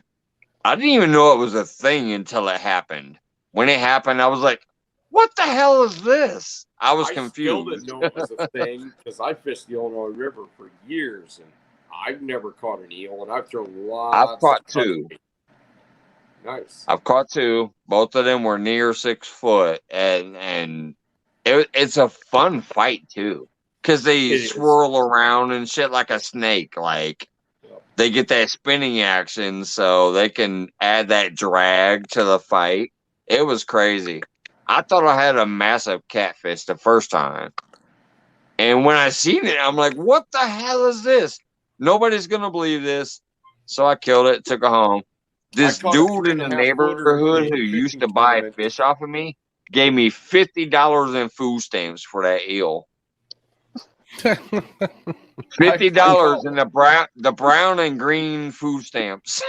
You know why they did, Mike? Because they're delicious. We ate one Yeah. after a tournament. Oh, they're delicious. Yeah, according to I've got a them, 3.5 I'd foot rather eater in use the it for tournament bait. on Now that Lost I've River, seen and he was a chunky and boatload has and tournament. everything, I'm like, that's bait. I know, and I was surprised. We ended up bringing it in just because of the shock factor, and I had no idea when I was like 18 years old that eels were good bait. I didn't know moon eye were good bait either. I caught one of those and put it in my freezer and called the DNR, and I said I caught some sort of freak fish. You know, I was 18 years old, didn't have any idea, but that thing was about 24 inches long, and I did catch that. Hey, does moon eye live long on a hook? What's that? I thought the same thing as you. I thought I caught a freak. I'm like, what the hell is this? How does moon eye I hold don't know up what on a this hook? is. I'll tell you the scenario. What I was doing was I was off the backside of a tiny island on the Illinois in the Henry Pool, and I was using small shad like this to catch channel cats and white bass. And I had anchored in the shallows and thrown against the island, which was a little bit deeper, and I ended up catching a moon eye that was probably, well, geez, it was almost 2 foot long. It was the most prehistoric thing I'd ever seen. You know, at 18, 19 years old, I had no idea they were good catfish bait. So I brought it home and froze it, called a DNR buddy of mine, because I had just gotten into the DNR thing right after high school. Oh, yeah, that's a moon eye. I said, a moon eye? I said, what are you talking about? Never seen it. This thing's got teeth on its tongue. I said, this thing's got to be like from the Mesozoic era. And he says, oh, no, there's a few of them in the Illinois. He says, there's not a lot. But when people do catch them, they're big. And I was literally using like the biggest crappie Aberdeen hook that you could get at the time, which I can't remember what the number of it was. Probably a 4 or a 2, I'm guessing. Yes. And I was just floating with a nice Phil slip bobber about this big right along that island, and bang. And I was like, what in the world is this thing? And so, yeah, that was my introduction to moon eye. And I didn't even put it together for probably 10 years that moon eye were great catfish bait. Will they live a long time on a hook? Or do, as long as you don't put them in a live well. Okay. I'm just talking about cut bait as far as moon eye.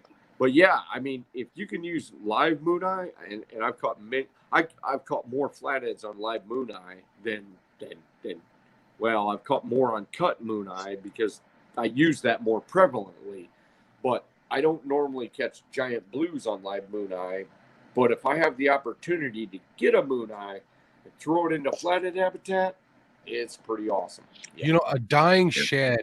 If I can keep a I can keep a shad alive and get it on a hook and get it over a flathead while it's dying, because they don't last long, it's like winning at a slot machine. I'll help you with that, Mark.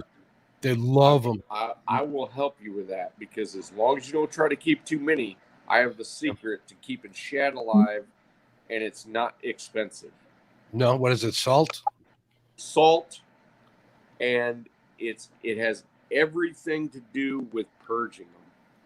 With what? Purging them. You put when you net them, put them in a 5-gallon bucket till they almost start to turn topsy-turvy, and then you hand grab them out and put them in your live well. But the live well has to have a certain amount of salt, and it has to have a certain amount of oxygen, not a spray bar. It's a gentle thing, like you've seen, like my bait tanks. Yeah. I use pumped air. Once you use that's why I love the aerator. An aerator, it's badass. I mean, well, there's entire months I used to have to keep like 6, 8, 10-inch shad alive, or we weren't catching flatheads. I mean, and I'm telling you, we weren't catching flatheads unless you could put live shad down there. Yeah. Now, it's not always like that. And it hasn't been like that since about 2006, 2005 through about 2008 or 9, and because I've tried it doesn't really matter. But when it goes on that weird cycle, yeah, it's important. I might be able to get My my two hands on favorite one of ones are still the green sunfish Yep. and the hybrid bass. Those little striped hybrid bass, Are you the talking smaller about ones. white bass or yellow bass? No, they have that yellowish color, but they have the digital up and down pattern, so they're That's a hybrid. yellow bass. That's a You're yellow The in bass. ones that can't reproduce. Mike, you're in the 217 area code. If they have a yellow tint, they're yellow bass. We don't really have them up here. Mark and I don't. But those little yellow bass are badass. I wish I had That's them up what I'm here. saying. That's my Mark doesn't favorite, even know he besides wishes he green had them, sunfish. but he does. Well, I'm gonna get on some white bass this year. I got a guy who is a friend of mine who does kayak guiding trips, and he does really well on using white bass for bait. So we're gonna get on that bite this year. That's something I'm gonna try too. So, Yep. but they're a pain Now, in see, the ass. Tim- You got to catch it with crankbaits. They don't take anything else. That's it. Tim, you were talking about the yellow tint. Some of them around here are literally like pure white. They're the exact same thing, though. They have that digital up and down broken pattern. They're the Yeah, hybrids that don't reproduce. Right. And think about It might be this. something new. I don't know. No, it's not really something new. It is if the stripes are straight, that means pure stripe. Right. If they're broken, it means white bass Hybrid. or hybrid white bass striper or yellow bass. If it has a yellow tint to it, Right. it is yellow bass. That's it. And yellow bass do not get big. White bass do not get overly huge, about 1.5, 2 pounds. Hybrids get 2 to 5 pounds, and then the striper in our area, if they are there, get to about 15, 20 pounds. Mark knows. Yeah, those striped bass are massive. Yeah, we got no. I know. Hybrids. I up know. here. Lake San Chris has some massive stripers. Well, Lake San Chris also has some big old flatheads too, from what I understand. Yeah, so they do. that's what I hear. Yeah. Yep. I've only been there 4 times in my entire life, which is weird because it's in my area, but I've only been there 4 times. I've caught some massive bass and some massive crappies out of there. I've caught some great channels, but so far I've never caught a big blue or a flat yet. Mike, I might be going to the wrong area because I've only been there a few times. State record came out of San Chris, if I'm not mistaken. Sure, but San Chris is Well, we had shallow an and 80 weedy. pounder Where's come out of Lake where are you gonna Springfield. concentrate at? What was that, Tim? San Chris is shallow and weedy in the summertime. So where are you going to concentrate at? You're Like gonna the whole thing. in the fall, post spawn, or early spring. That's what you're going to have to do. It's going to be on the weed lines edges and at night. That's what I would do. Yep, and I've looked at that situation, and since I have the Mississippi, I'm like, nah. All right, guys, I'm gonna hop off here. Hey, Brad. Nice. Sorry if we talked over you, bud. No, you're Have fine. a great I'll night, come back and Brad. listen. Cool, man. Have Brad a good. knows how it goes up here. I ramble time too is it? much. 3:10, my time. What's at my time? You're on that potato time, aren't you? You're probably at 3 a.m., Jody. It looks like it says 2:09 up here, so probably 3:09 there. You're in Tennessee, right? Yep. Yeah, that's an hour ahead of me, so probably 3:09 over there. That's my old area code in Peoria, 3:09. Later on, guys. Mark 708, aren't you? No, I'm 847. 847. Probably used to be 312, didn't you? You know what? Long time ago. Yep. I was 847 for the longest time. Yep. Illinois is one of the few states where you can categorize the fishing and the weather by the area code. Pretty much. And Kind of. and not only that, the attitude. I was 708 when I lived on the south side. There you go. I'm so old. I remember when 718. There wasn't 708. There wasn't even a 708. It was just a 312. Mm-hmm. And then they switched it to 708. And so that kind of separated the super north from like the medium north. And yeah. They're still talking about adding new area codes recently, if I recall right, to Illinois. They think the population is getting big enough that they might start making new area codes. Mike, we didn't in even have our an area state. code at one time. Yeah. Didn't even have one. What? It was just, you just dialed a 7 before the last 4 numbers. That was it. Hey, let me do something real quick. Hey, Alicia, I did get your email and I asked you to reply. Hopefully you got it, dear. I'm always worried I'm going to forget somebody with a sticker or something. Yeah. Alicia's awesome. And so's Jody. Because I can't leave anybody out. Jody's my CFF. I changed her name and she never changed it back. See, it says Mike CFF. So is Hogleg on right now? What's on it? Yeah, actually, he probably already is. Go in there and I went start over tonight. trolling his chat. Yeah, Jody, I went over tonight, it looks like. What? You going to bed, Jody? No, I can't go to bed. I gotta go to work. She's a vampire, gentlemen. You know that, right? Watch yourself. Yeah. Luckily, yeah, I work probably till don't it's have to work hard. tomorrow. If I go to sleep, I'm screwed. I'm supposed to go fishing in the morning. We'll see what happens. We're getting snow. I don't feel like fishing in the snow, so we'll see. You're getting snow. That's wife why my asked me woman to- is awesome, Jody. Sometimes I go to bed and I'm like, hey, I need you to set that alarm because I'm not getting up until you kick me. I would be getting up at 4 anyway. I mean, if I went to bed, I'm getting up at 4 regardless. Yep. Hey, we got somebody from the Philippines here. Tell me that wouldn't be cool to fish in Asia, in that part of the country. Oh, it would be. It would be. Part of the world. I actually follow a lot of Philippine channels, Mark, and that's why some of them pop in here occasionally. My lady is Polynesian, and I love all the island life aspect. And I have a lot of people from the Philippines I follow. And that's why sometimes they come in here because they know that I follow them. So they peek in and say, hey, how's it going? They might not hang out that much or give me much time, but that's why they do pop in. If you guys can, go over to Creole Catfishing Channel and give them some watch hours. We're trying to get them some watch hours. You guys see me looking over? I'm watching them reeling fish on my TV right now as we speak on my wife's He's live right now? No, he ain't live. No, here's the one thing about Creole, Mark. I told him he needs to start doing some lives real quick so we can really boost him. He doesn't have a proper playlist over there. If you look at his playlist, he has something called videos featuring Creole. I did. Just go over and click on the video. If you do that, latest one, it'll take you through them all. I've had it running all day. I tried it, but when I came back down, my shit was on a different channel. It wasn't on his no more. Yep. I tried the same thing. All right, folks.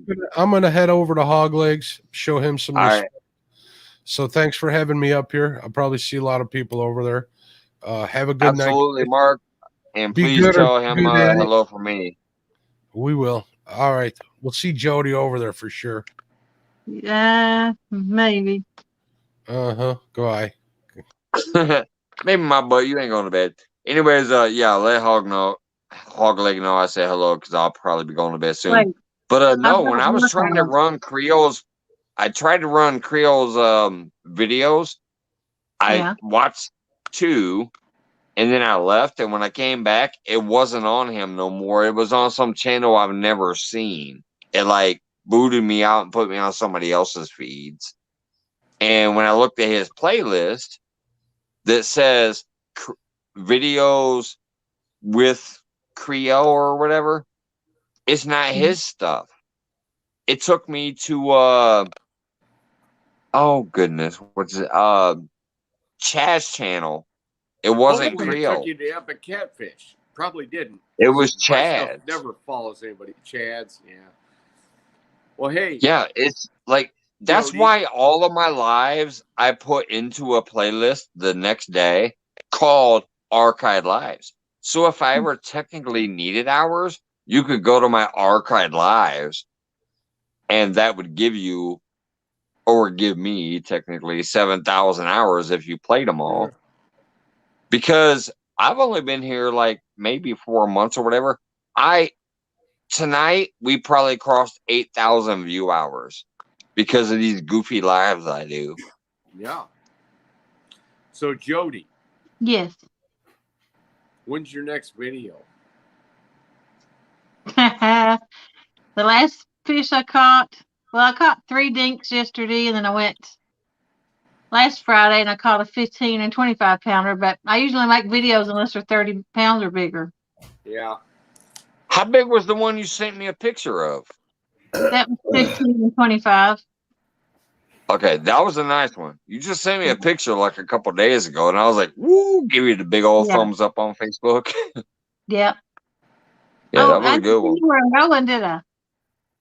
I'm going to Chattanooga for the next 2 Yeah, that was a weekends. good one. Nice. So hopefully I'll get on a big one there. Well, anyway, Hey, folks, Mosley. I didn't hear you. I should have left an hour ago, but I'm kind of glad. Well, that makes me feel good. Epic said, man, I'm hanging out an hour longer than I should have because Yeah, that's standard operation. I Don, normally would have left great an to hour meet you. ago, too. I love your stories. And of course, Mike, you're invited. You know it. And we're going to try to hook that up. Oh, man, brother. Seriously, that'd be my highlight. Like, just wow. You know what? That really happened. Don't highlight it. Just get on the boat with us. We'll No, on I'm your saying lake. it'd be a highlight to me. Yeah, I know, but don't even think that way. We're just a bunch of bumbling catfishermen. Trust me. So, all right, I'm out. All right, man. I'll see you. Have a good one. See ya. Bye. Then there was 3. And then there were 3. And who thought I would outlasted them? Hold on, let me change the layout real quick so we don't look like a sandwich. Don's probably finally like, wait a minute, am I gonna get a word in? Don, I have seen you sitting back there just chilling the whole time, and I appreciate it too, brother. Chilling like a villain. As long as Jody's there and you're there, that's all that matters. Yeah, no, Don R, if anybody can, just slap the link out there. If I have any moderators left out there, I don't know who's still left. 20? There's got to be at least one moderator. Alicia's yeah, there's up. Alicia. Yeah. If somebody can drop Don R's link, he's a great supporter of the community. Valerie's up there. Oh, there's Valerie. Heck yeah, we got a couple moderators for sure. You're gonna make them girls work. I like it when you work. And like I said, tomorrow I got a lot of shit to do around the house, but I am gonna try to make the video, Jody, to like I'm gonna sit here and just film myself talking and making a video about my 500 giveaway for the rules and whatever. And yeah, if you're still down for that, I would love to have you up there because you know how it's gone a few times. The last 2 times I did it, I was missing comments and people were like, oh, I'd like to donate this to your giveaway, or oh, I'd like to give my gift to so-and-so, and it took me forever to see it. So if you're down to host that with me, that would be amazing. And obviously I would talk to you first so we can finally set up the date of when it will be. But tomorrow I'm going to try to film the video and then post that of like kind of what the rules and expectations of that giveaway is. I can do it. I can click Don's name. Well, you ain't typed nothing in chat, have you? Nope. I was first I could just click your little name and it bring it up, but you've been up here. It don't work Yeah, that way. Don. Yeah, I got an idea for I can your. do it. Hold on, give me a second if you guys don't mind me disappearing. I can do it because I have Don R. So let me go. I'll be right back. I should be able to do it myself. No. Jody, they're not going to win I'm what? I said they're not going to win a conversation between what's best between a pontoon and a V-hull between the two of us. Where Epic fishes that, the pontoon doesn't need to be there. Yeah. Me and you both know that. We've got pontoons. Every place The water and the wind, they don't go with the pontoon. Yeah, we have a lot of winds, and sometimes Lake Skakawea turns into an ocean. Yeah. But I'm almost 70, and I look at safety. Yeah. And one thing I have to agree on is that I don't have to worry about making it home. I had a Stavy craft last year that you could fill with water and it wouldn't sink. Mm-hmm. But since I've been getting older, I've been looking more at safety. I'm unstable on my feet. Yeah. And I have to be concerned about losing my balance and falling overboard. But it took these 68 years to get to the point where I get the pontoon that I got. People aren't going to get there every day. But I find with the time between the waves determines how many foot boat you need. Yeah. Around here, 20 foot is about right, where you're not dipping down between the waves, you're going across them. Yeah. And that was important to me. Definitely. But I would love to have you come up and fish with me. I'd love to come, but you're just so far away. You're North Dakota, right? I'd love the Epic to come up here and fish with me and show me what I don't know.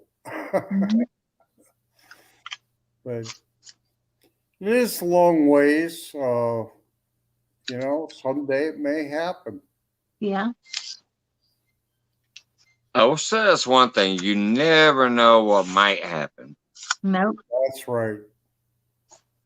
I have, some things that were supposed to come through and they didn't, and that's because of weather and world events and whatever. But you never know what's going to happen, man.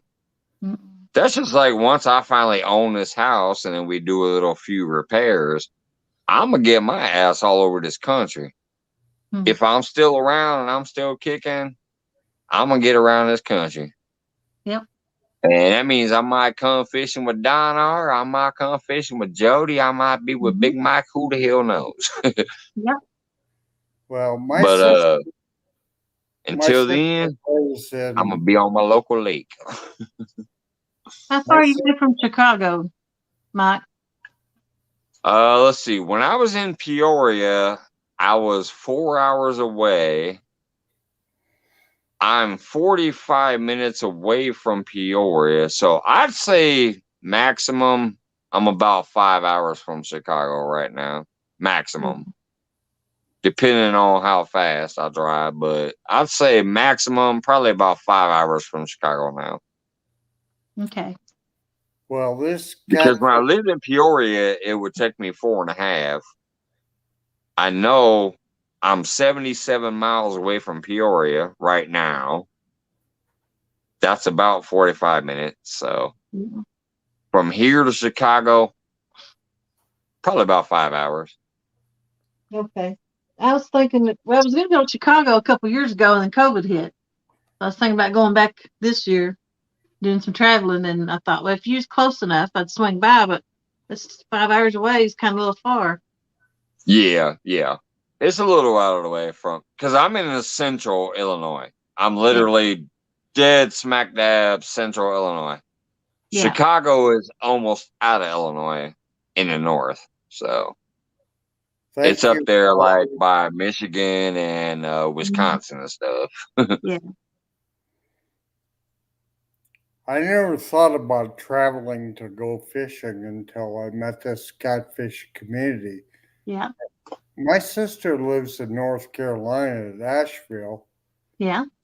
and if I'm going to go that far, I don't want to make it a short trip, but it was the what do I do while I'm there?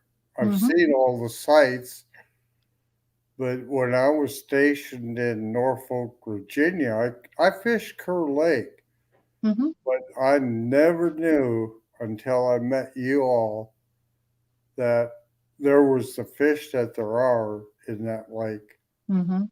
I was happy with a 4 or 5 pound channel cat, and I just never knew that there was that big of ones. So the 4 or 5 pound crappie that are caught out there. So it's like I missed a very big opportunity, and I don't know. we just don't have that much here. Yeah.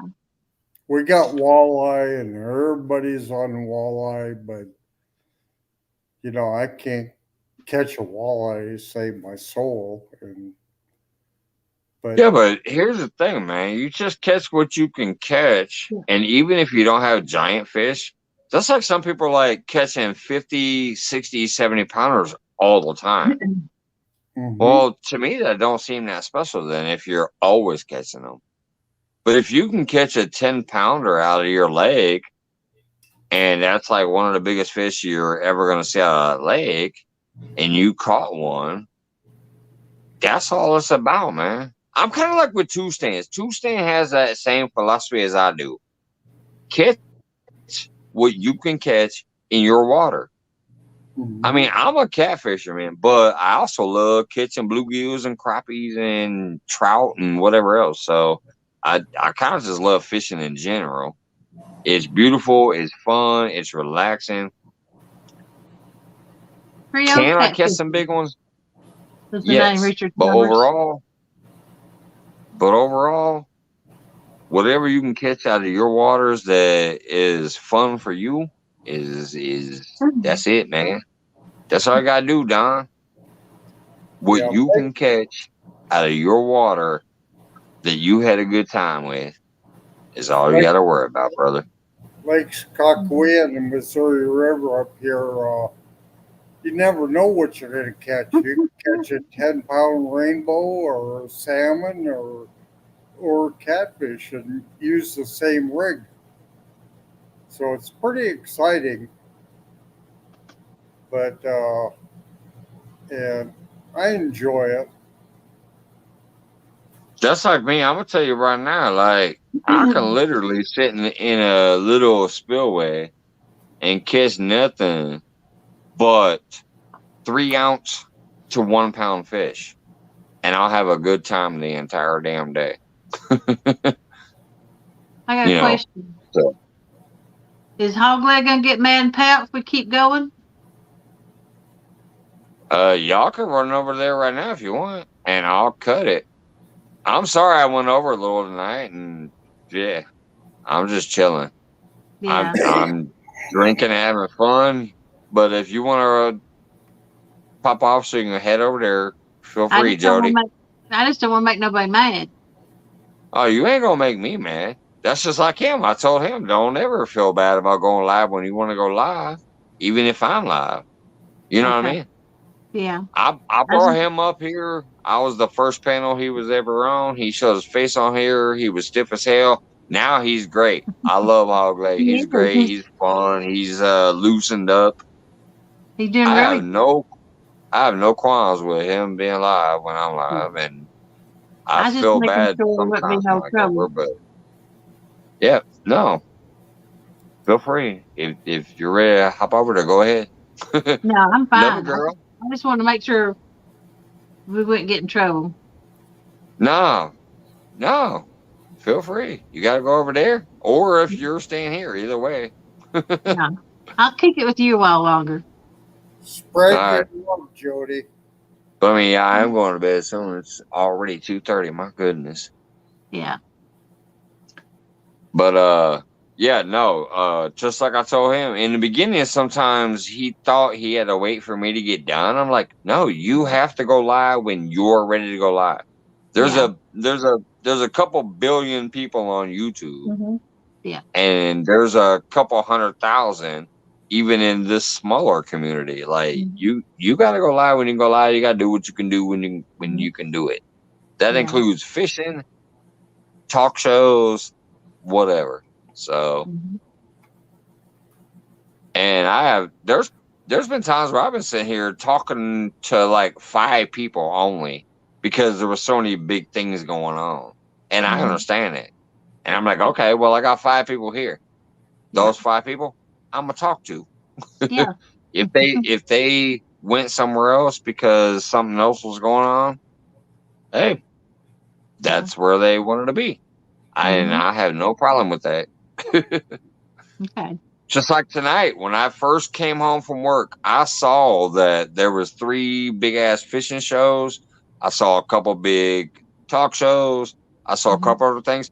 Where was I at? I was at the Canadian Fishing Musicians thing because that's where I actually was having some fun at. Avid was live, and some other people were live, and some other people were live, and I saw like 80 people watching one thing, 200 people watching another thing, 600 people watching another thing, and I peeked in my, and said Mhm. hi, but where did I spend my time? A person's chat that had 10 people, because that's where I felt I wanted to spend my time at that moment. Yeah. So yeah, I have no problem when people don't want to pop in here, or they pop in and say hi real quick, drop a Yeah. thumb and leave. I'm cool with that because I understand.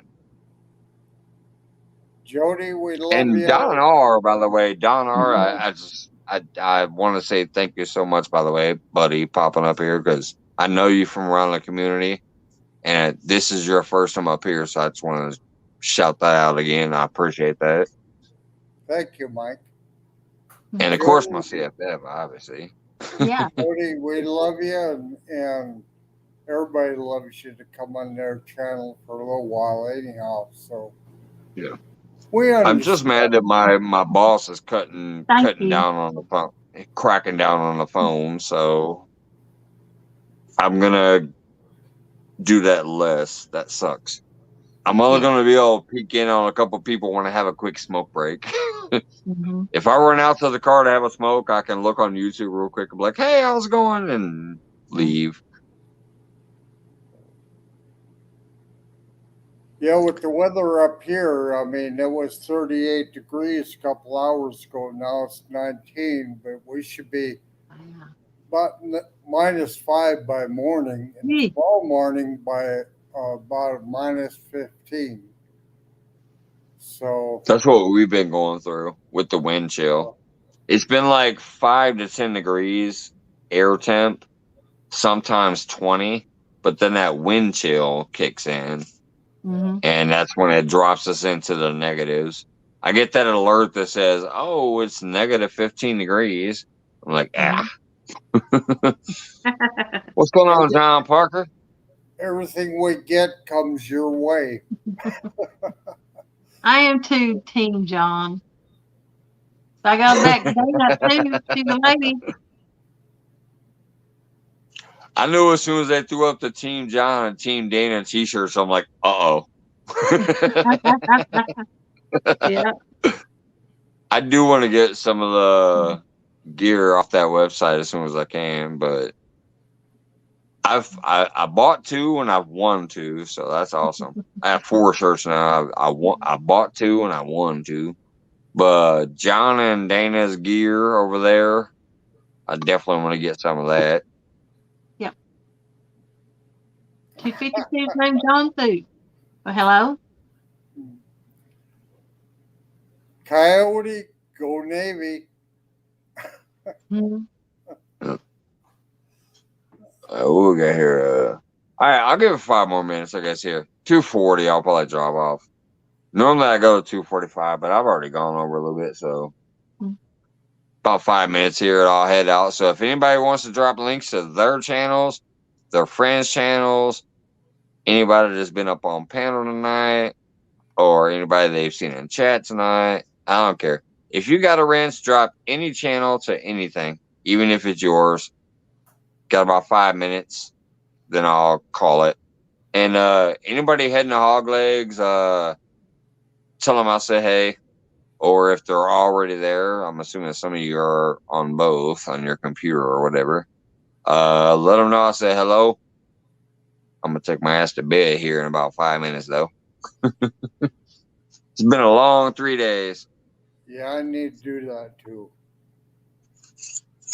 and I got a lot of work to do tomorrow.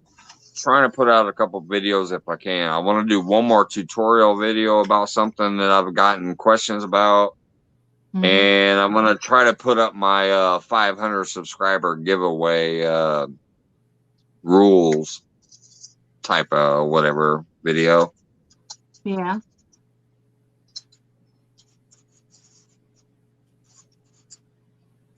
And I am gonna do something that most people don't do. I did it last time too. I didn't technically do it. I offered it. On my second giveaway, I said, you know what? Fuck it. If you win and you're from the UK, I'm gonna ship it. I only had one UK winner, and that was UK Fishing with Big Dan. But yeah, he donated his gift to John Parker instead, which Wow, was that's awesome. Mm-hmm. But yeah, this next giveaway is going to be pretty much the same thing because I don't have anything that's heavy enough. I don't have a fishing rod. I'm not giving away no fishing rod. I don't have any. But I don't think I have anything that's heavy enough that it would crush me to send it overseas. So it's going to be a full on UK and America giveaway. There's only going to be a few little rules. I'm going to have some rules in there. It'll be in the video when I post it. But as far as the UK and America, Mm-hmm. they're all going to be available. It's not going to be none of that. Oh, I'm sorry, you're in the UK, so screw you. I'll do it. UK and America. Now, if you're in the Philippines or some other shit, no. And some other things. It'll be in a video. Coyote, But I did see your video today. It was pretty cool. John, it's thank you for the nice words. And I think I'm gonna call it a night. all right, Don R. Have a great night, buddy. Mike, Enjoy nothing yourself. more than pleased me was Enjoy being yourself, up and with thank you. You take care. Bye. You too, buddy. Bye.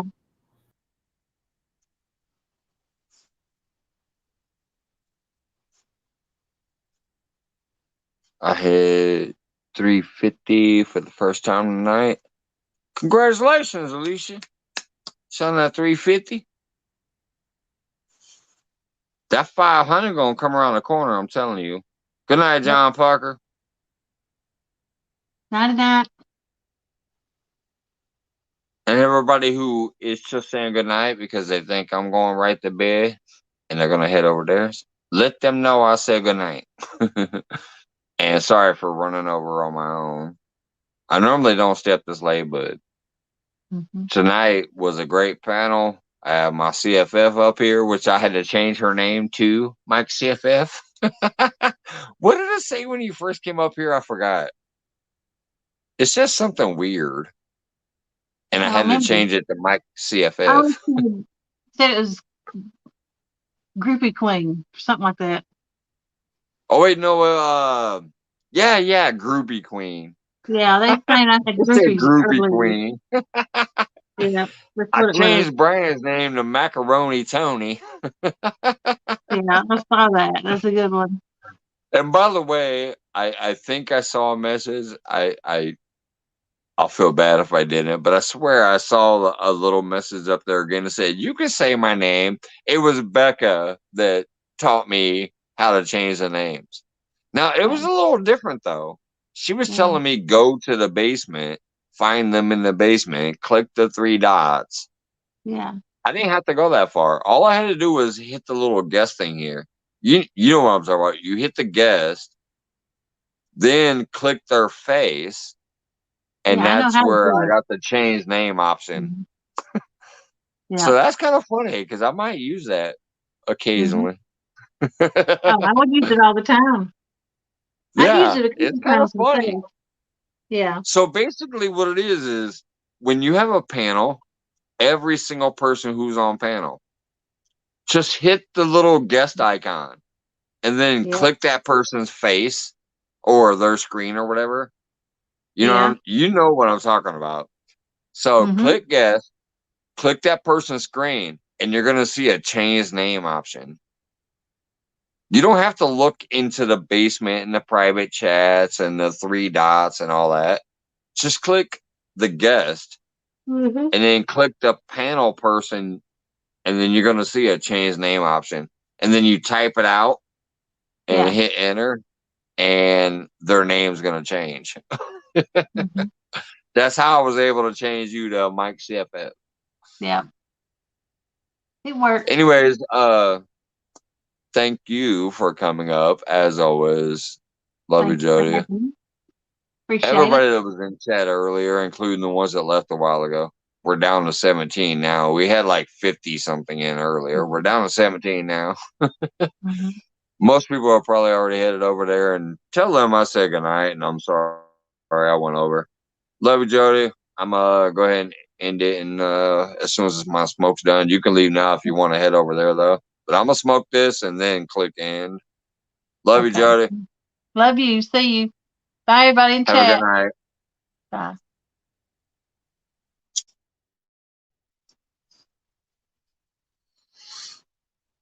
To the 17 or 18 people left or whatever, I'm gonna smoke this. Once this is done, I'll hit the end and exit and all that crap. What's going on, Danimal? Speaking of which, Dan, Elisha has my actual text now. I want to commission one of those pieces from you for next year because even though right now I'm still generic and I just have a piece of cardboard behind me with stickers and shit, and I can go, oh, look, I have the Freddy Cat pieces, whatever.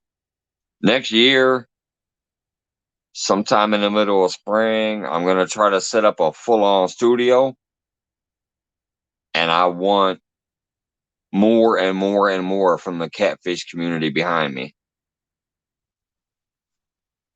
And your pieces is one of them that I want.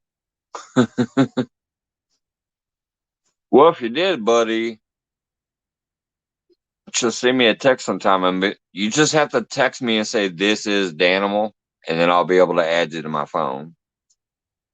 I don't do phone calls, but I do text.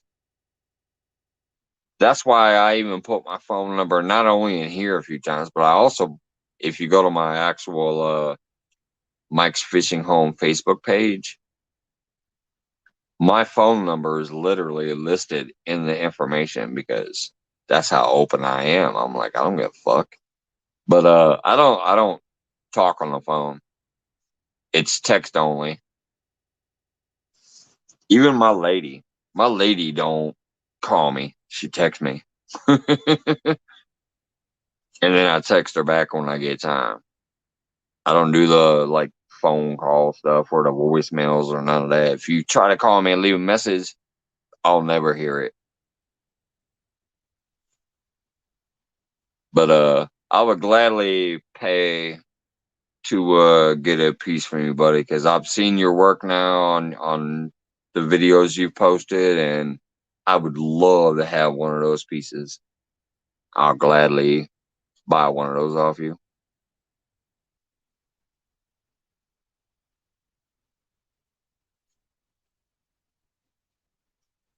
How do you not have Dan in 252? Speaking of which, how does nobody in here not have Dan? Drop his link. He is literally one of my very first subscribers, and I'll tell you what, man. I watched this man fish for 24 hours as a benefit to somebody who was going through some things. His wife was going through some things, and Dan fished for 24 hours to raise money for their family. Dan's a great guy. Some people might not know how to take him because he just keeps it real and spits the shit off the top of his head that he feels like spitting. But that's what I love about him. Danimals is awesome.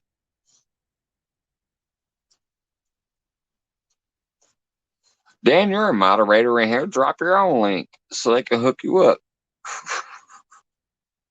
Never mind, Alicia already did. There you go, 252. Alicia dropped his link. But yeah, Danimal is freaking amazing.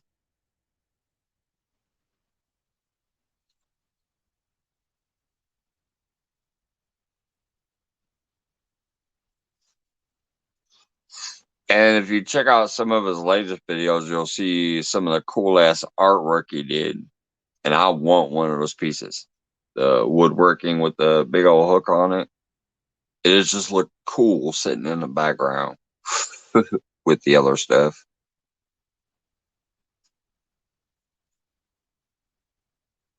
$410, heck yeah. And I appreciate that, Dan, the other day when you said, I got you to 400. I don't think I did. I mean, I might have helped, but you have great stuff that you done. So that's pretty much all you. If I got you a couple and maybe help push you over a 400, that's cool. And I love it, but that would only be a couple I got you. Probably. Looks like we got you at least one more tonight. 252's like, what? Let me go hook them. I don't have them yet. So maybe we got you one more again tonight. Chilling out in here, but who the hell knows?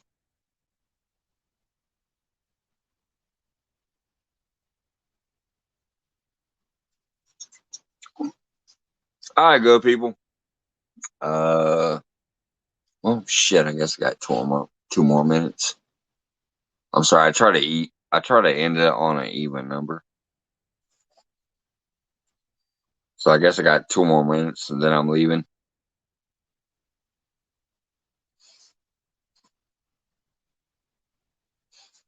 Oh, looks like the bacon hooked you up too. He said 411 now. I had him before. Oh yeah, yeah. YouTube is goofy. Now I get why you're saying, how the hell do I not have them? I thought you meant you didn't have them because you didn't have them. Now I get it. How the hell do you not have them? Because you did have them before and you don't now. Because YouTube's goofy like that. I still want to post a video eventually to show y'all how I lose like, I'll gain like 26 on one day and then I'll lose like 14 the next and then I'll lose like 12 the next. Like I lose the whole 26. What's going on, Ray? I'm headed out here in just a minute, man. I'm just waiting for 250, so about 1 more minute.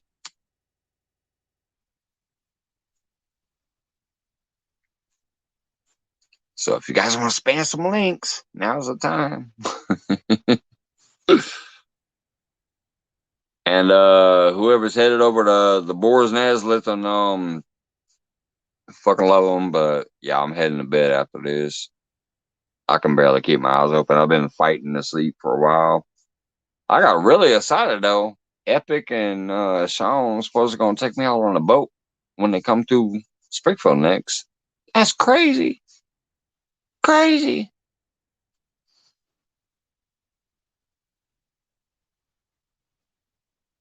All right, there it is, folks. It is 2:50. I love every single one of you that's come through chat, especially my old school folks. You know who you are. Dan, Alicia, some of the other ones that are still hanging out in the background. Some have talked, some have not. You know who you are. I know who you are. But yeah, I'm gonna head to bed. Thank you so much. I appreciate everybody.